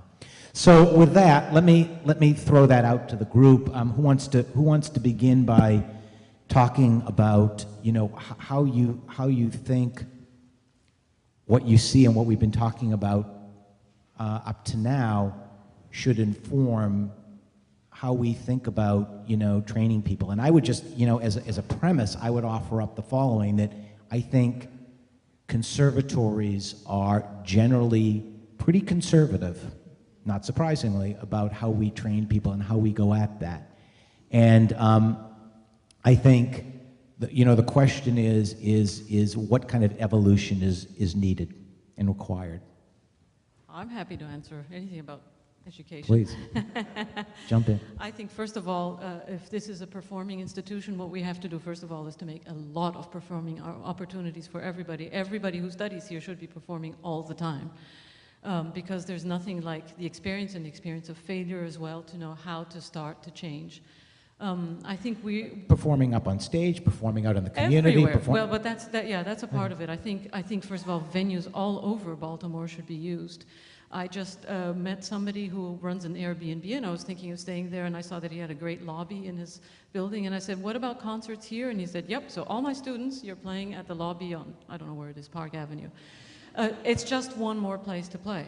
And that's something that we have to keep doing. I think having a lot of contemporary music is also very important, having opportunities to do interactive things between the departments, which we do a lot of, both early music and contemporary music and other departments. We have, and almost every school now in the United States and in Germany, by the way, has a whole department that's devoted to career management, to music management, to entrepreneurship. They teach people how to write grants, how to apply for grants, how to do community outreach. And I think at Peabody there have been a lot of examples of that in the past. Creative Access was something that was here, started here. So it's empowering also the kids to do things themselves. But to support, I think, just actually the performance wherever it is, in whatever platform it is a huge part of how we can help, because the experience is everything. Other comments? I wanted to just address the outreach piece of that. Yeah. When I started out in the music business 35 years ago, if you were lucky enough to get signed by a record company, then the record company did the promotion, did the marketing, and so on. Musicians these days in bands need to be their own self-promoters. You have to be great at marketing yourself. You have to engage with your fan base, however small, and try and turn it into a bigger fan base. And you do that by letting your guard down, showing your vulnerability, sharing with them the problem you're having with writer's block with the lyrics for your new song, or the fact that you practice this piece of Prokofiev over and over again and you still can't nail it. I mean, I think the audience loves being involved in those kinds of things, and we have the ability now with social media to do that. And so I think another piece of the responsibility for a conservatory like this, I know the word conservative is part of the word conservatory, but to move with the times, we have to encourage that along with the performance piece. We have to make sure that the students understand that each one of you is an entrepreneur now. It's not like the old days when an orchestral musician would show up and read the paper until you know, they punch the clock and then they pull out their instruments and do their bit and go home and leave the office behind them. Every musician needs to be part of that community, part of that collective, and needs to make a strong effort to outreach to the community. Miriam, what do you think? Because you hire professional musicians. In I your do orchestra. think, though, that this idea of experiential learning, so that you have the whole range of what goes into creating a concert. I think probably for me the best experience was really just, you know, out of desperation when I made my own orchestra, because nobody would let me conduct. So, but by making my own orchestra, I've had to figure out a lot of things. I mean, it was in New York City, you know, where there was a lot of orchestras. So how do you create something that's compelling in an atmosphere that's already saturated with offerings? How do you hire the musicians? I developed my own audition process, because I don't think the audition process for today's orchestras is effective. So, you know, and how do you market something like that? And how do you create a board of directors? So it was out of desperation that I learned all these skills. I certainly never had a single discussion about this in my years at Juilliard. I was at Juilliard pre-college from the time I was 7. I never had one discussion about anything like this. You know, I actually never even had a discussion about playing in an orchestra. It was all just concerto-based. I'm sure that's changed to a certain degree, but certainly nowhere near to the degree that it needs to change. So I think having these experiences and project-based things where you have to develop a program, figure out who your audience is going to be, find your audience, find out how you're going to fund it, be creative. But, you know, it's not taking away from your practice time. It's exponentially increasing your creativity. Do you think the audition process for orchestras is going to change? Maybe not in my lifetime, but it certainly should. But, you know, when I say this, the next thing I know is, you know, I'm in the New York Times and, you know, quoted as some kind of anarchist, you know, by saying this. But I don't know anybody that thinks this is an effective process where somebody plays notes behind a screen for 10 minutes and then, you know, is selected and given a job for life. I mean, seriously? How should it work? Sorry? How should it be? Well, first of all, there's a human quality to playing in an orchestra that really needs to be tested and understood. And also, I believe that every member of a large team has to exhibit a certain commitment to being a citizen of the world, and certainly minimally a citizen of that team. And what do you bring to the table besides being able to play the notes in the right place? Sorry, I think there's more you have to bring to it, for me. So, I don't know. I guess, so the question that I want to ask is, or that I would ask the group is, I mean, we don't train physicians the same way we trained them 100 years ago. I mean, you learn anatomy, and I'm not, you know, I would imagine you do. I hope you do, but you're learning. It's a different field than it was 100 years ago. So I guess my question is I would make the argument that we still train musicians the same way we did effectively 100 years ago. I would even take that further. I would say actually there is a direct parallel, because in medicine now is extreme specialization. And I think that's where we've come to in music as well. It's an extreme specialization, so that if you play the violin, you have to play the violin at this certain level with this range of error, you know, which is the bandwidth gets smaller and smaller and smaller, and all of those kinds of things in order to get a job. But, you know, to sustain a job, that is not required. I mean, that's another whole discussion point. But I think you're right that the way we train musicians is, it's not in the real world, and so it perpetuates this antiquity that we have. Can I say something?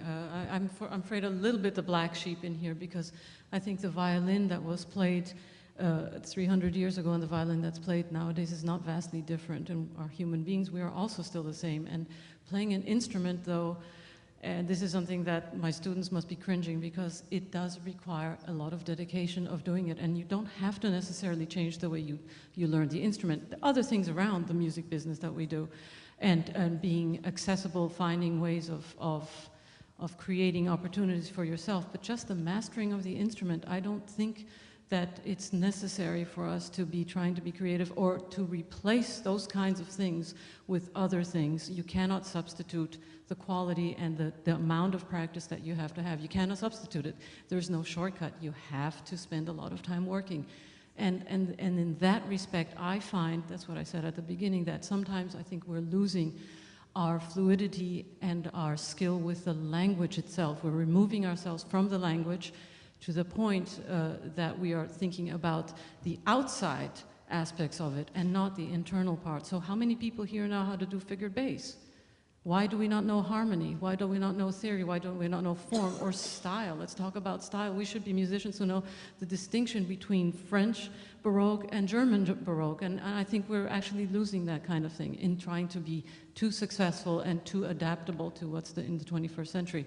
I'm not trying to negate those things, but I think that we cannot lose the substance and the connection for what we had. But do you honestly think that the reason we're losing those fundamentals is because we're trying to adapt to the 21st century? I think sometimes they're being substituted. We are talking about sometimes teaching people how to become educators. Speaking of Bernstein, who touched everybody, he was the most amazing communicator I have ever met, and I only met him for the time he came to Juilliard to conduct us in the orchestra. And the impact he made on us was incredible. I think he made an impact on so many young people through his lectures. And the reason he was such an incredible communicator was not because he was taught how to take a communication course, it was because he really knew what he was talking about. And that, to me, is what is the essential thing that, as a conservatory, I feel we should not lose. I'm not saying we cannot add other things, but I don't want us to lose that.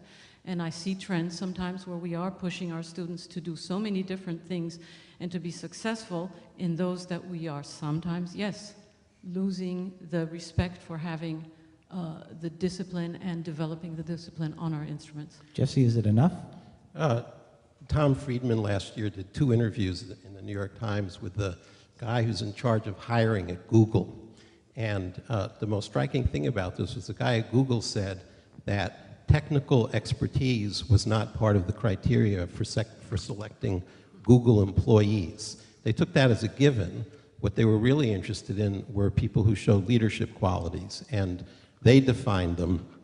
You know, we can all define this in different ways, but a couple of things they said were people who had attention to what was going on in the outside world, people who could function successfully in groups, people who knew when to step up when their own leadership had to come to the fore, and people who knew when to recede and let others take the reins. And I went to the Manhattan School of Music in Juilliard, and I think things are different now than when I was there, but those were both really good trade schools, and they trained you for a very deep and narrow set of skills that could be serviceable in maybe 3 or 4 types of work, and it was all extremely well defined.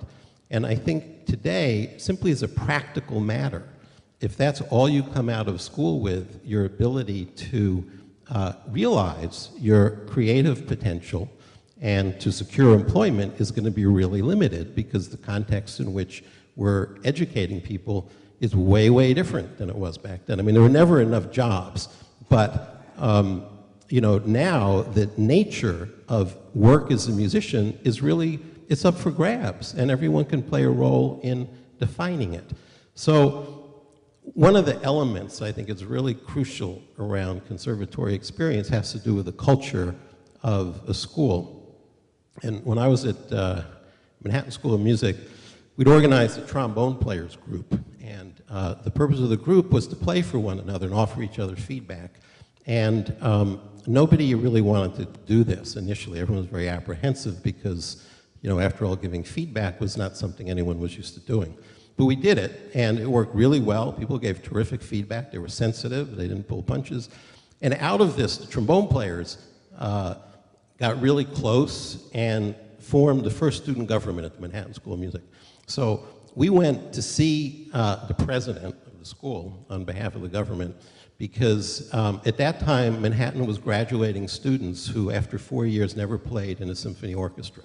They over-enrolled like crazy because they needed the admission income.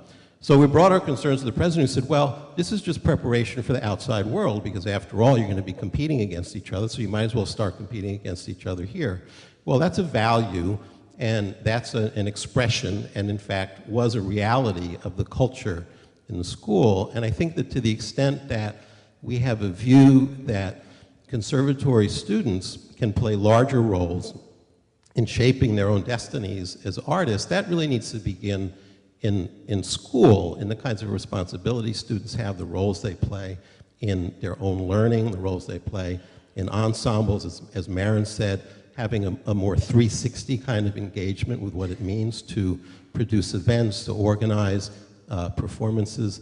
The woman who heads ICE, the International Contemporary Ensemble, Claire Chase, is of the belief that everyone in ICE, in addition to performing, has to play administrative roles. So their development director is their bassoon player, their operations director is a clarinetist, and so on and so forth. So I think there's an opportunity in conservatories to really not only add programs that provide for outreach and community engagement and things like that, but the very nature of what the school feels like, what it believes in, what is the culture of the institution, I think is a place for important change. I'd like to open it up, if we can, to get a question in here. Yes. Hi. One of my favorite quotes that has kind of driven my personal development as a musician is that if you want to help people, you should be a lawyer or a doctor. But if you want to change the world, you should be an artist. I think that speaks a lot to our need in society and our need not only as a form of entertainment, but also as a public service. I think sometimes the general community, at least the people that I've talked to, sometimes see classical musicians as irrelevant to their personal lives. And I'm wondering if we fostered a curriculum at a conservatory and through our general music education that is focused on the community and making connections with them and giving other people a voice, if that is if that would be an effective use of our time, and your thoughts on that. So that's a great question, and Ben, and then I'd like to hear what other people, I'm sure other people have thoughts on that here as well. You know, there's a big discussion right now about the difference between what's being called social practice and civic practice in the arts. Social practice is defined as the artist determines the agenda and then it says basically, I've decided I want to play Beethoven, how do I get an audience to come to see it? Civic practice is an artist goes into a community and says, this is what I can do. What do you as a community need that I can help you with, and you tell me how to make use of these gifts? I think into the training question, depending on what kind of artist you want to be, will be at the root of that question. If you want to be a social practice artist, the conservatory training you allude to, complemented by business skills, is probably as much as you need to go. If you want to be a civic practice artist, you need, I think, a base digital literacy, and you need intercultural fluency, especially in a diverse world, and you need to be actively engaged in volunteerism and civic practice in a different way. Both that training and that ambition really, I think, beg the question of what do you see your role in the world as being, and what kind of musician do you want to be? And I hope you hear, as I say this, again in the spectrum, I'm perfectly supportive of either decision you'd make and think there's value in both. You know, and I genuinely and honestly say that. But I think it asks that question, and it asks the question in structuring curriculum, which kind of artist do we want to produce? And the ultimate tricky question in the curriculum is, these things aren't additive. If you're serious about making a civic practice artist versus a social, it's not 5 more courses to add. The real question is, what are you going to give up out of the current curriculum to make time and space to pursue these new skills of civic participation, intercultural fluency, and digital literacy that you're going to need to survive? What a great point, because I think one of the challenges that we all face here, and I've certainly had this conversation with faculty and with students, is that there's a lot of things that are going on in terms of, I think, students things that they want to do in terms of the community. We have the Community Access Program was mentioned, which is a fantastic student-driven program here. The question is that I would argue that what we do with this here right now, and probably in every other conservatory, is peripheral in terms of this kind of, what you're talking about. It's peripheral. It's there if you want it. My question is that good enough? Is that good enough? Because I think that based on the world that we've been talking about, is that good enough? I think it's fantastic that you bring up the question, and I think it's a great generation now that is thinking about what kind of citizens of the world you want to be, and I have to say that really it's I think it's after the model of my teacher, Leonard Bernstein, who was an incredible citizen of the world, and setting that kind of example to stand up for what he believed in, even at the expense of loss. That is the example that we should emulate. That's my belief anyway. But I certainly know that that's not the way an older generation of professional musicians looked at themselves, because when I came to the Baltimore Symphony, and maybe it's a good, do you want to go into the clip soon, or you want to, but talking to the musicians of the Baltimore Symphony, when I first got there and challenged them, and I was standing on the podium just talking to them, and I said, well, you know, what kind of citizens of the world do you want to be? And really, I was clear that this was not a question that they had ever entertained, or maybe a few of them, but certainly not, and never as a group. You know, where do we want, what do we aspire to do here in Baltimore? What do we aspire to do as part of our community? So that it's a slow process of change, so it's extremely inspiring to me to hear this generation, and you really can change the world, I believe. Can I ask you, Fred, what are your lofty goals as far as the civic service of Peabody within the city of Baltimore and beyond? Well, I guess I see, if you know, in terms of the civic portion of this, I see two components to it. One is that I think, and this gets into our next question, I think there is I call it moral obligation for any major cultural institution to be of and part of the community. I think that's a moral obligation because I think we have assets, we have a breadth of talent that should be shared. And that partly does happen here through our prep, which is fantastic, or through, you know, certain things that go on the conservatory. But I would argue there's still a disconnect. And so I would challenge our organization to say, how do we become more part of the community? I also think it's enlightened self-interest, because I think ultimately we are in the audience development business. We are all in the audience development business, and I'm not sure that conservatories or schools of music have traditionally thought of themselves in that way. And then I would bring it back internally and say, if we're going to, this is a great opportunity, because that exists, to turn that inward and use that platform, that landscape out there, as a way of training and teaching. All of these folks are going to go and be part of that world, how to be successful in it, or how to be more successful in it, and how to navigate it. And I think, so I guess, you know, it is, and again, I don't see this as, and this is, I think, and Ben, you had hit on it earlier, and I think this is where the rub becomes a lot of the time, that people think it's either or. And in reality, I don't believe it's that way in an orchestra. I don't believe it's that way in an institution like this. I think ultimately you have to figure out how to do both successfully. And I think that, so that's, you know, to answer your question, what I would challenge the institution to. Can I just share in that regard? The single most inspiring speech I heard anybody give in the last year was a guy named Scott Cohen, who was president of Tulane University, who basically said, we came back from Katrina and New Orleans was destroyed.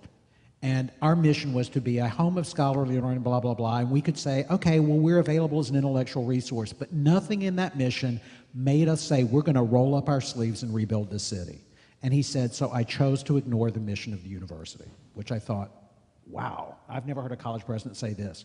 And he said, so I mandated that every course and every course and for every student had to have a public service component. And what that meant was, he said, the first people on my doorstep were the philosophy students, the philosophy majors, saying, what the hell are we going to do for public service? And one of the goals, he said, Tulane's going to rebuild New Orleans in one of 4 ways, and one of them is we're going to rebuild K-12 education. And the philosophy students realized we knew how to develop ideas, and so philosophy majors were coaching debate teams in every high school in New Orleans. And by reimagining that role, and by saying it's not enough to say we're passively here and we're a resource, but saying we're going to roll up our sleeves and get dirty and remake this place, they reimagined that university. Attendance was up, enrollment was up, grades were, I mean, he said that's not why we did it, but it's transformed the entire university as a whole. I just find that one of the more incredible stories that if we're interested in doing this, the question is, how do we share what we know? And it's not necessarily playing concerts. We actually support a program right now at the University of Michigan where musicians are teaching medical students how to listen.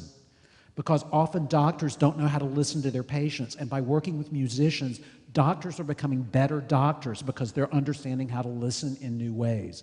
We're seeing at the Memphis Symphony, chamber musicians are teaching corporate leaders at UPS what consensual team development means. Because as opposed to a top-down thing, a chamber quartet who has no conductor has to have a team dynamic that executives are learning that.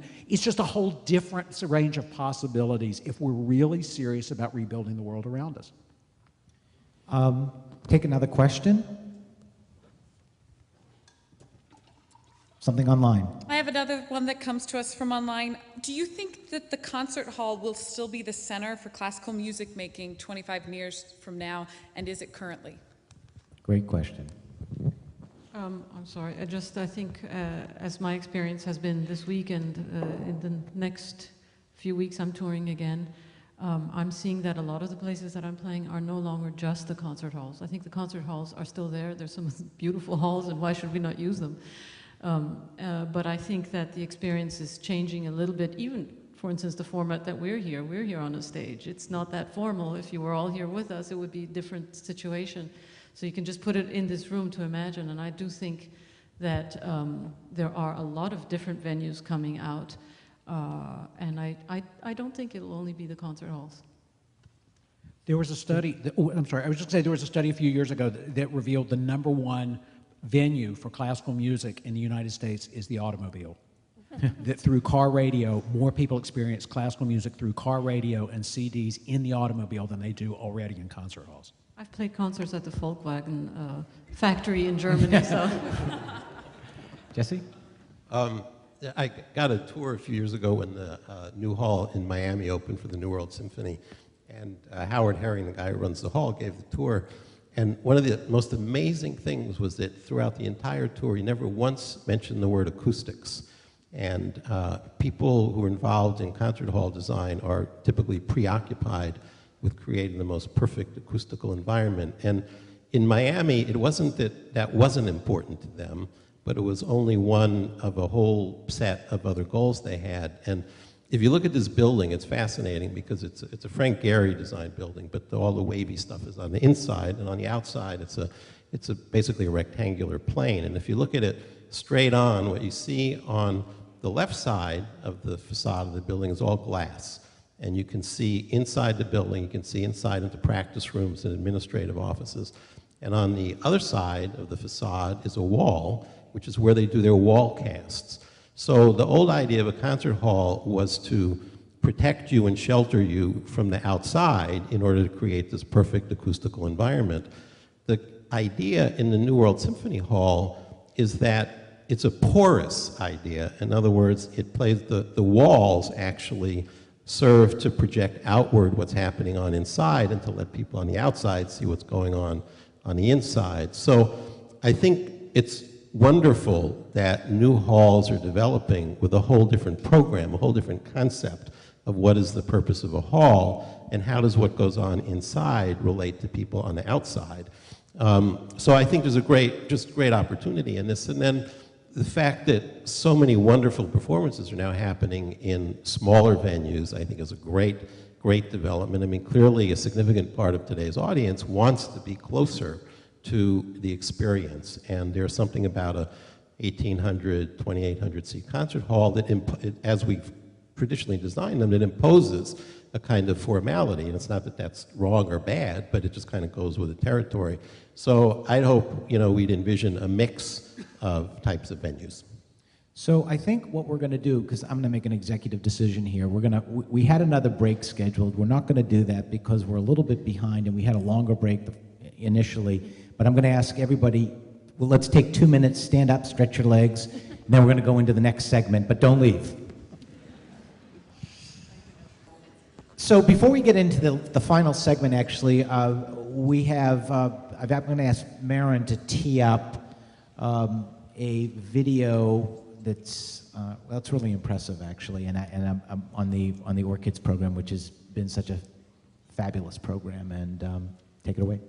So this is one of the things we haven't talked about really, is particularly in classical music, is the lack of diversity. And when I came to the Baltimore Symphony, I did notice that in a city that's 85% African American, there was one African American musician in my orchestra.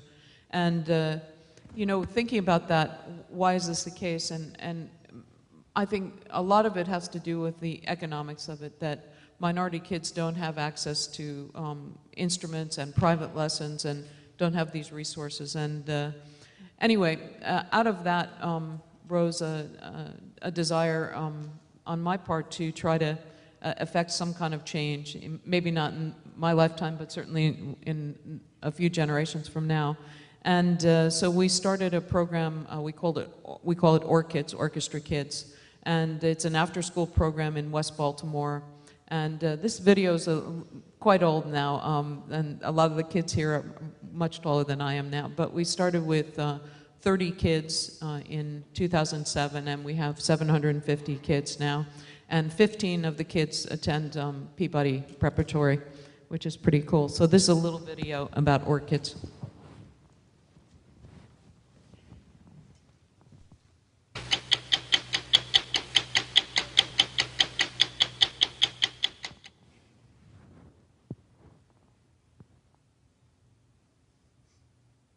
Hardly any place needs that change more than West Baltimore, where poverty, drugs, and shootings are endemic, where since last fall, young children carrying musical instruments to school has been a common sight. Saxophone? All right. About 150 pre-K to third graders at Lockerman Bundy Elementary School belong to a new privately funded music program started by Marin Alsop, the conductor of the Baltimore Symphony Orchestra.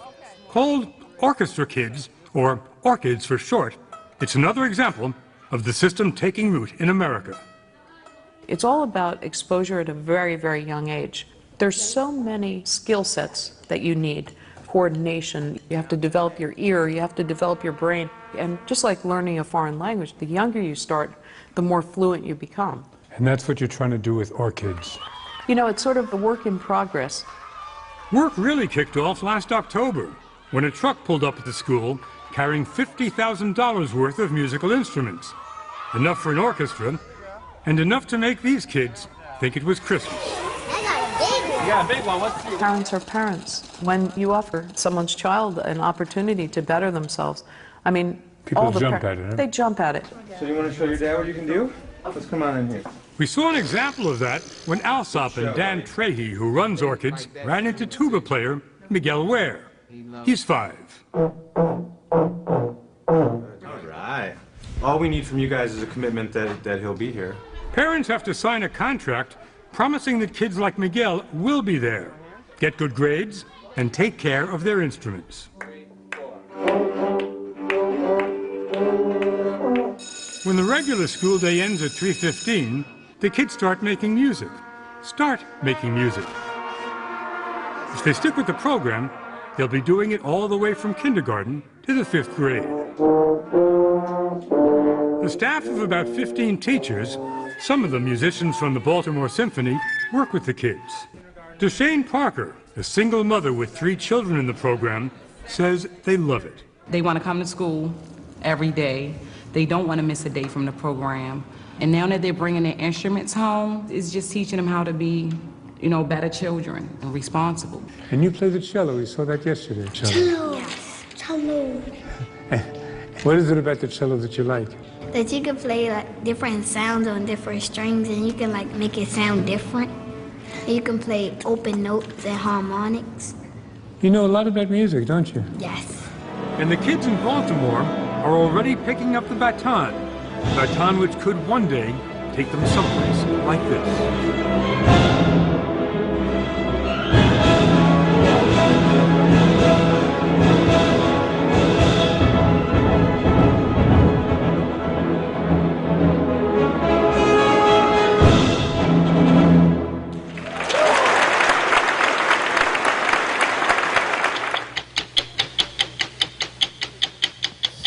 So that's really fantastic. And it's yeah, that's worth a round of applause. Amazing. It's an amazing program, and that's 4 years ago now. I mean, and these kids are now. It's amazing though how long it takes really to. I mean, to your point, you know, it takes so long to really, and so much dedication, so many hours to really become, not just proficient, but excellent on your instrument. So, I mean, you realize that when you start working with little kids. But the one thing I do want to say is Dan Trahey, who's the artistic director, is a Peabody graduate, and he teaches here as well. And many Peabody students and graduates have joined us in teaching these kids and are a tremendous asset. And as we move to the future, Fred and I are hoping to really expand this opportunity to all the students here to participate in some way, because, you know, I mean, it seems like we're bringing a lot to them, but the reality is it's really a two-way street. So this is this gets into the third question, which is I thought this would be a great segue to that, because it is, you know, here is an example of where orchestras, specifically the Baltimore Symphony, is really redefining their relationship with the community.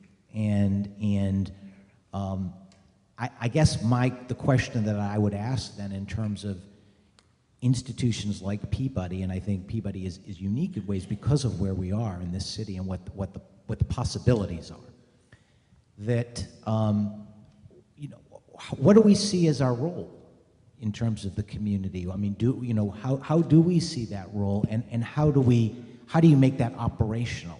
What do we see philosophically, and what do we do to change what we're doing, if anything, in order to reflect that?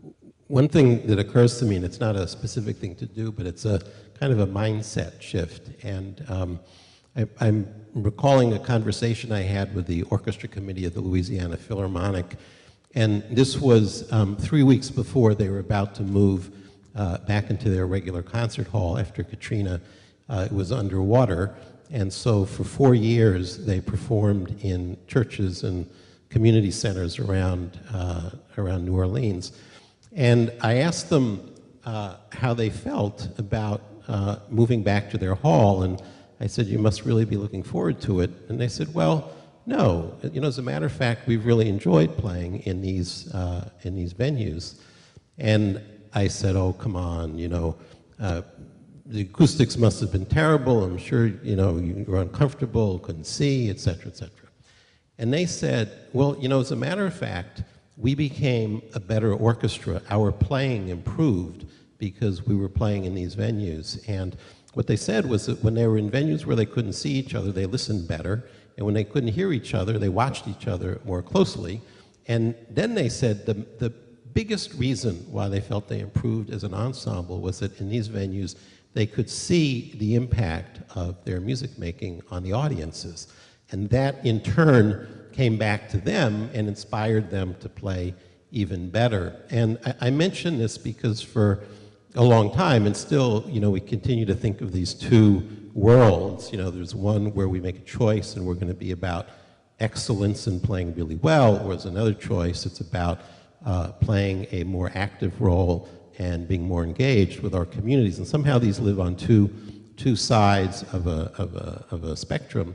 And this instance in New Orleans was so fascinating as an expression of how expanding the roles that artists play and increased contact, not less contact, with their publics is actually part of the ingredients that goes into performing really, really well and achieving excellence. So I think there's kind of a, you know, a different way of thinking about this than we've thought about it in the past.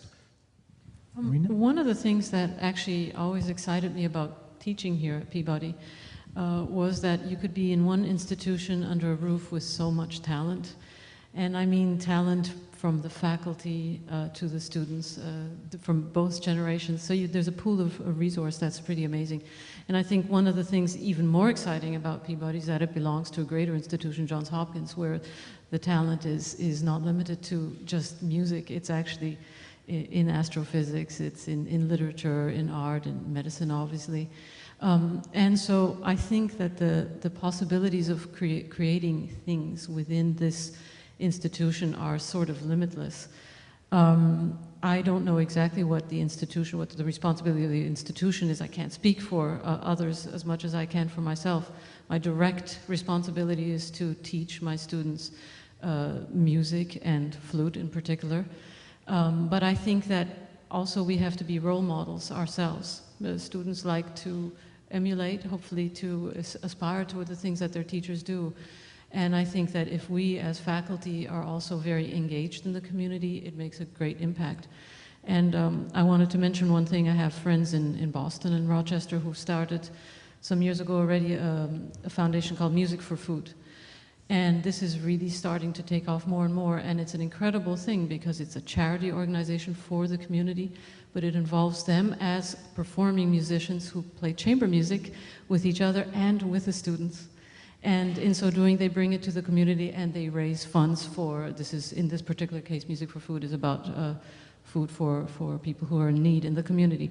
So I think that having this sort of a platform in a way and being able to expand to other disciplines throughout the community, I think there are a lot of things that we can do that are both educational for our own students who come here to study. After all, this is what they pay money for, is to study and develop themselves. But if they also see that at the same time you can give back to the community in a way that is also beneficial to them, it can start creating a lot of wonderful opportunities. Other thoughts on that? I think it is, you know, that, and you hit on it, the key point is that it is a two-way street. Because I think that when we think about it that way, that it's not just about doing good things in the community, that's certainly part of it. And I think your point also about the broader Johns Hopkins, that's certainly included in that. That's, you know, that's part of our community. But it's about what comes back to the students in terms of, or the faculty, what comes back to us, you know, in terms of what we get out of it, artistically, or as, you know, in terms of fulfillment, and in terms of enhancing the skills, our own skills, in these situations. So I think that's the to me is, I think of it as a two-way street. Part of the big success of the South American program, El Sistema, is the concept of mentoring.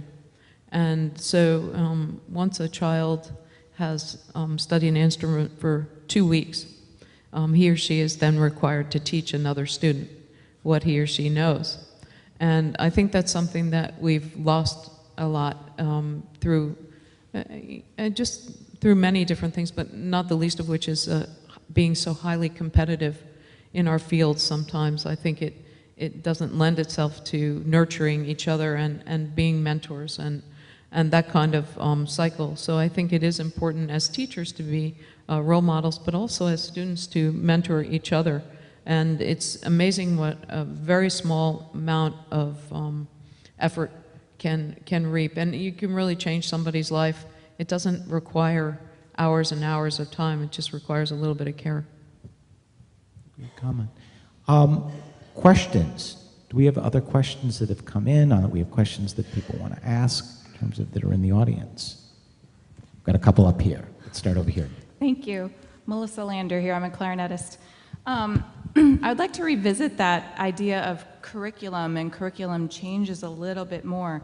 I'm probably take the cake as the oldest student here at Peabody at 41, doing a graduate performance diploma with Anthony McGill, and my focus at this stage in my life is much different than when I was 20, and many things that I could have taken back then would have helped me do what I want to do now. The business of music class is absolutely fantastic, and I think it should be required for undergraduates.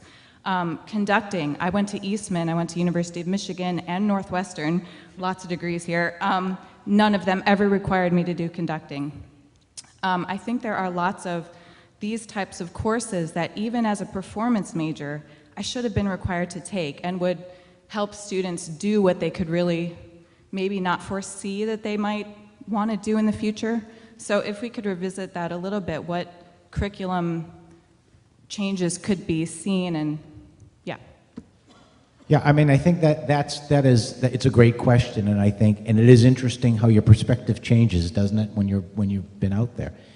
I think this is one of the essential questions I think that we face as we go forward, and that's when I was saying earlier that we do some of these things. Some people here do a lot of these things, but it all sort of exists on the periphery of the institution. It's not really central. It's not been brought into, integrated into the curriculum in the way that some people argue, myself included, that it needs to be, and what that looks like. And I think there are ways to do it. I think there are ways to do it and serve the purposes of the applied study as well. I mean, I think there are a number of ideas that are percolating about that, but I think that becomes the central question, I think, for us, is how do it does become a curriculum question ultimately, in terms of how does this need to evolve so that we can accomplish both objectives. But you should definitely be on the task force. Yep. or some sort of discussion committee to look at what you think is super effective and influential. So make sure you grab her. Yeah. Back here, this question. Thank you. I was wondering, as new music and contemporary music is usually supported and encouraged the most in the music community and in the academic spheres, what are your opinions on the role of new music, what it should be, what it is, in community involvement and community education? That's a great question. Who wants to? I certainly have thoughts, but why don't we start with... I can say something about, I think that, as a person who's very heavily involved with new music and commissioning, I'm always amazed how when I suggest contemporary music on programs, the first reaction I get from the presenters or from my managers is, ooh, really? And then when I start playing it, for instance, I often play Boulez. That's the piece that the audience likes the most. I think it's in some way it has a lot to do with how contemporary music is presented, what the commitment of the performer is too. So often we are taught and have been not actually even taught contemporary music very much because we focus so much on traditional things that the way people often approach contemporary music is, nobody knows it anyway, so I don't have to really play it all that well.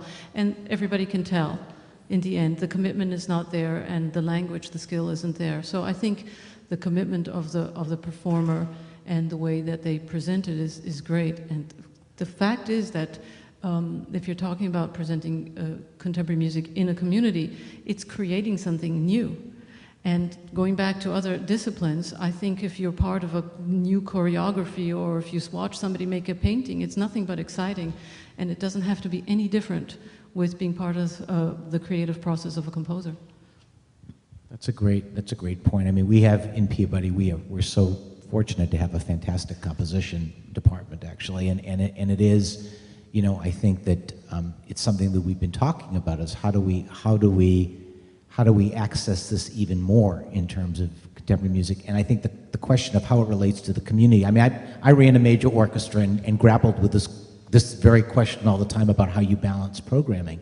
And it's a very challenging issue, but I will say that I think that when presented in the right way and with commitment and with love and people welcoming people into the experience.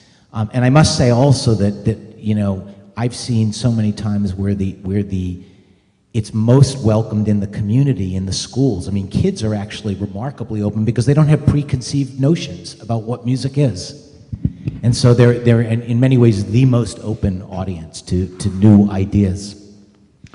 I think young people, though, too, are much more, I mean, it's much easier to build a bridge from a piece that you wrote to, you know, someone who's 25 than it is to build a bridge from Beethoven 5 to somebody who's 25, in my experience anyway. So it depends, you know, who you're trying to appeal to. But I think there's a lot of room. I don't think contemporary music in Baltimore has even started to come into its own. I think it's a whole area that could reflect the incredible visual arts that are expanding and expounding and going wild here.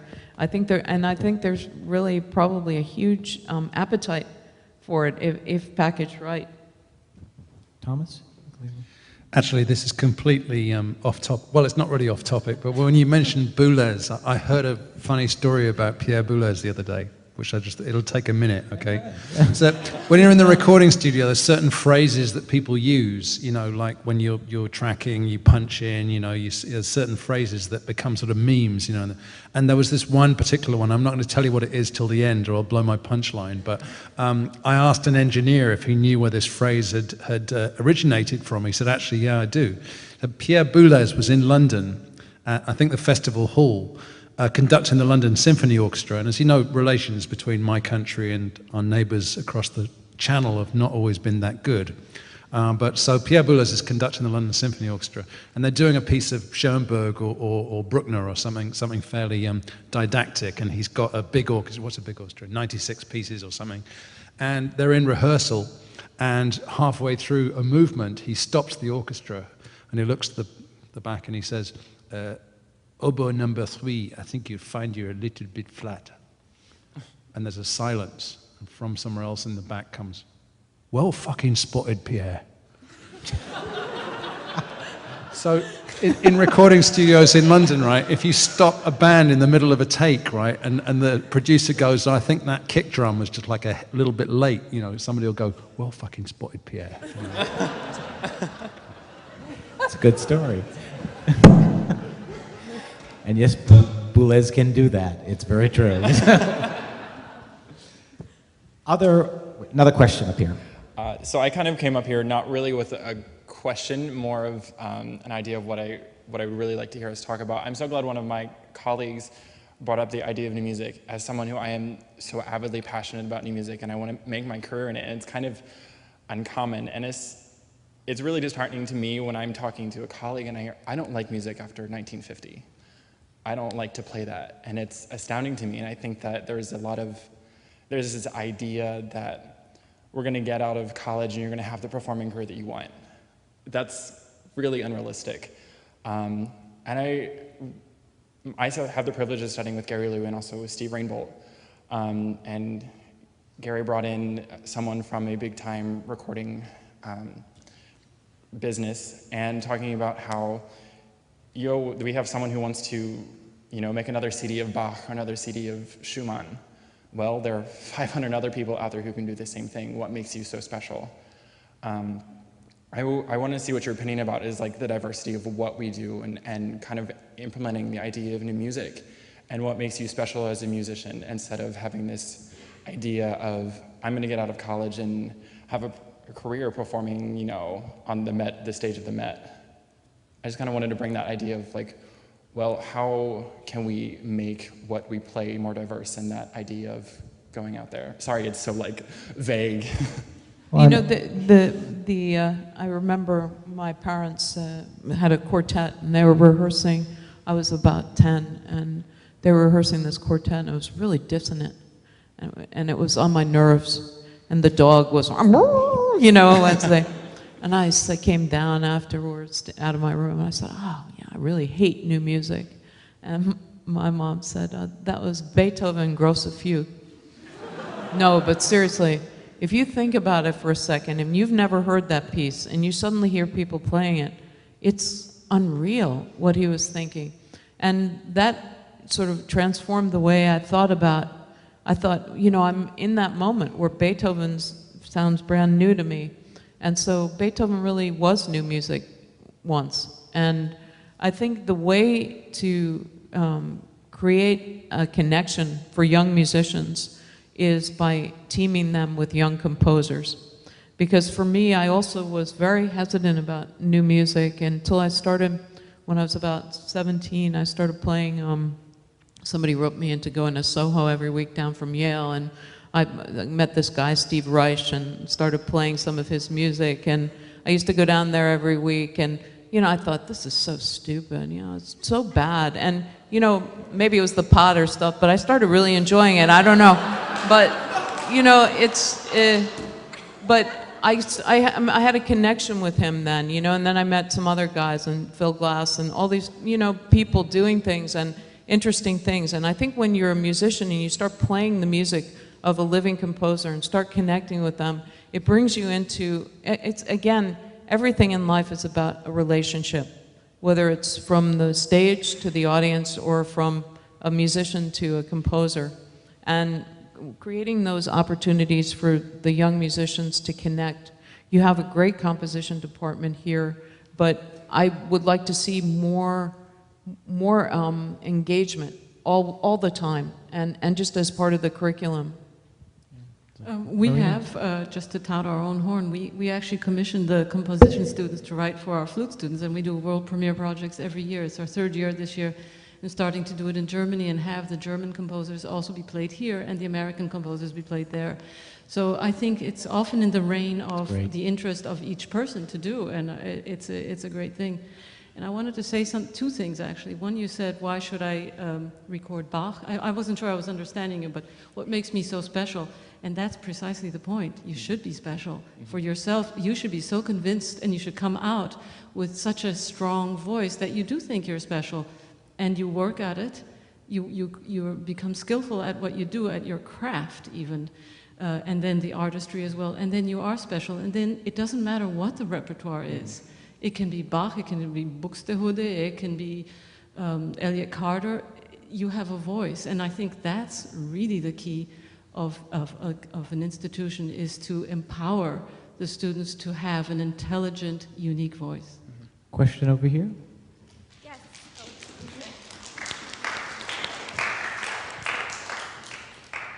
I was wondering if we could go back to the topic of music education for kids. We were talking about programs like OrchKids give children of all backgrounds the opportunity to play an instrument, which is awesome.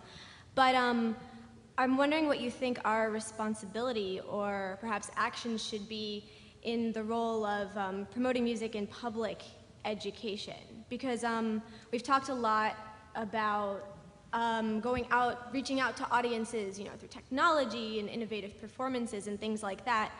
But the reality is that while this music is so important for us, because we know it's one of the highest forms of art and it provides an emotional experience that's incomparable, but for a lot of people, our art form doesn't really exist. They grew up with parents who listened to the Beatles, and it's just not part of their lives. Well, the Beatles are awesome, but Beethoven, you know, and Mozart were never part of their lives. And in the long run, if children were brought up in a society where they learned about Beethoven in history class, or they were all required to take music class rather than music budgets in schools being cut, if kids were brought up with that as part of their culture, they'd be more likely to spend their weekends going to concerts, and we wouldn't have to worry so much about, you know, reaching audiences on Twitter, you know. So I'm wondering if you think we have a responsibility towards that. So that's a great question, because it gets back to that initial, gets back to our first question we asked today, which is that how is you know, one of the premises is, one of our challenges is that music education has disappeared from a generation, from the last generation, and it's one of the reasons some would argue we find ourselves in a more difficult climate maybe than ever before. Jesse? You know, the short answer to your question is yes, and I think every musician should feel a tremendous sense of responsibility to be an advocate for music education, but actually for arts education. And, you know, education policy is set at the local level, and so it suggests that, you know, effective change will happen when people in music see themselves as part of a broader sector of people who care about the quality of education. It's another reason to kind of get beyond, you know, the kind of hermetic notion that we're advancing the cause of classical music. Making change in public education, as we know, is a daunting and huge task. And I think one thing we can know for certain is that having individual segments of any community try to advance a cause without building broad coalitions is going to be damned. And so we already have, you know, there's divisiveness among people in music around public education. You've got the music educators advocating for the professional music educators versus the practitioners, the musicians and symphony orchestras going into schools. And so, you know, a critical piece of increasing capacity for improving music and arts education in schools will be dependent on our all having a bigger view of what our ultimate goals are. And it kind of goes back again to this question of, you know, if we're in this because we think music is good because it supplies, you know, careers for musicians, or we just love classical music, it's great, it's very hard to get a foothold in the policy arena, which is concerned with much bigger issues. It has to do usually with the health of communities, with the quality of our society. And so I think for us to think of ourselves as effective advocates for music education, we have to have a broader understanding and a broader sense of what our role is, so we can make those partnerships that will be essential to make change. Yes, Ben. I would just say yes and. And the and for me is I could argue for you that we're in the golden age of arts education right now. Because I don't know a kid who doesn't dance, who doesn't write poetry, who doesn't beatbox, who doesn't play a guitar, I don't know a kid who is not artistically expressive. The difference is my generation, someone taught us in the structure of the school day, and now kids teach each other outside of the organized school day. So arts education has gone from a vertical construct to a horizontal construct where it's collaborative in a way that my generation would have called cheating. On one level, we have to fight to get it back in the classroom, but for me, the more interesting question is, if there's such ripe horizontal education going on now, how do we insert ourselves into that tsunami of artistic training that's going on? Because my experience is if a professional musician comes up to a kid and says, I know how to play that, kids are going to say, come on in. And the thing about let's fight the school board to get it back, okay, yeah, we need to. But meanwhile, a whole wave of possibility we're not paying attention to. I'm a big advocate of, you know, just do it, even if they tell you you can't. You know, and if you just, I don't know, you know, if I start thinking about the school board and education in America, really, I just want to crawl into bed again, you know, and just give up. I just never think about those things. If you'd like to join us at Orchids at any moment, you know, when we started, we didn't even know how to do this. You know, we just found the only principal that would let us in the building, and that's where we started. And you know, it's something everybody talks about it because they're building consensus and policy and meanwhile we just went and did it. And you know, the great thing here is that you have an institution like Johns Hopkins, who it's an institution that understands it has a social responsibility to the community. So we're talking a lot about the new school, the elementary school, public school that Johns Hopkins built in East Baltimore, Henderson Hopkins. And so here's an opportunity for us all to collaborate to create sort of a mecca for city kids about music. So come and join us, and let's be part of finding a solution. And you know, if you create something that's so compelling, it's like what Dr. Abreu did in Venezuela. I mean, nobody noticed it, by the way, for 40 years. So you have to be patient, you know? But suddenly everybody thinks it just sprang up overnight. But my charge to you is to say, you know, get a bunch of people and let's go. Let's just change it. Question over here. Lots of questions. I'm currently a master's student doing voice performance, and I'm also doing a teaching certificate to accumulate more skills and be able to share more music. And I'm curious to hear your thoughts about how classical vocal music and opera have been changing, and what as a vocal student, we need to be prepared for the future and responsible for. Okay, so now you're a big opera fan. Oh, I'm a huge opera fan. Yeah. I'm a huge opera fan. I mean, the obvious answer, of course, is we know about how performance is changing is with emphasis on a different kind of digital communications. There's new emphasis on appearance, weight.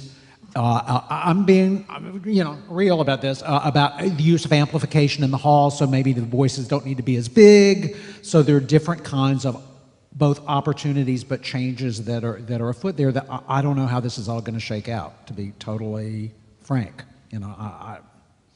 It's clear that it's changing, but I don't know what the ultimate handwriting on the wall is. You all probably do. Well, we had started off speaking also about different venues and different ways of presenting music, and I think I brought up at the beginning that I heard the Pierrot Lunaire in the kabuki style. Actually, it was parallel, both Western and Eastern performances going on. And it made me realize that, I'm a huge opera fan, and one of the big things, I even only play the flute because of opera, is the fact that you can express in a dramatic role in a different way. So through opera, you're actually blending already at least two art forms, if not more, at the same time. So speaking about taking charge and doing things, going to new venues, creating new ideas, creating with composers, I think that the possibilities for the opera world are staggering, actually, what you can do with interactive and then with technology and all of that. So I don't know I never know what the future is. I think it's a good idea to have good pitch, by the way, because with all the contemporary music, you don't want to have somebody giving you the note just before you sing.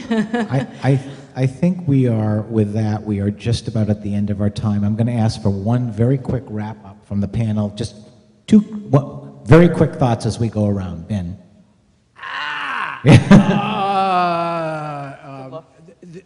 I don't know how to... You're speechless? Yeah, well, I wasn't expecting this question. I guess basically, I raised the idea of the Reformation earlier.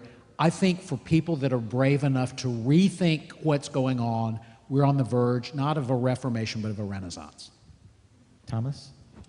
I'm kind of tired of hearing that music is a luxury, that in good economic times we can afford a luxury like music in schools and performance spaces and so on. Music is not a luxury. It's been proven over and over again. This is an absolutely fundamental part of life. And why do we have to focus on science, math, all the rest of the things? Why don't we just accept and embrace the fact that learning and playing music as a kid, as you grow into an adult, makes you a better world citizen? Music is not a luxury. Miriam? Don't forget that you are the most privileged of people because you get to do what you love and hopefully make a living doing what you love. That's what I hope for my child. That's great. Yeah, I think I'm on the same path in a way. I think that music is a passion, and everybody here is probably very passionate about it, and so hard work, I think, is not a bad thing. It's a great thing. It is a privilege to be able to work very hard at what you do so that you excel and become the best that you can be. And I think what we are hearing in every way is about communication in whichever way, whichever form that takes you. Jesse? IBM has as its slogan, think, and Nike has as its slogan, just do it. So kind of two opposite ways of being in the world, and I think they both make sense. And I think as you think about your futures, what would matter most to me is that you reinvent our next, our next chapter of what music making in America is about. We've all been around the block a few times, and I think it's time for you to take hold and figure it out. Thank you. I think that there is we're in an institution here that is 157 years old, as everybody knows. It is the oldest conservatory in the United States, which gives us a remarkable platform, if you think about it. That, along with the fact that we are part of one of the greatest research universities in the world, and I would say actually are in one of the most rapidly and interesting communities in many, many ways. So I put all of those things together. I look at our history, I look at the challenges and some of the things that are out there, and then I look at the opportunity, and I think that we are positioned Peabody is positioned to, I think, be a leader in how we think about these things going forward. And I look forward to doing that with everyone here. I want to thank the panel. Great conversation from all of you, and thank all the great questions, and thank you all for being here. We're also going to continue this. We have a reception in Joubert Hall, and we invite everybody there and continue the conversation informally. Thanks for coming. Well done, Fred.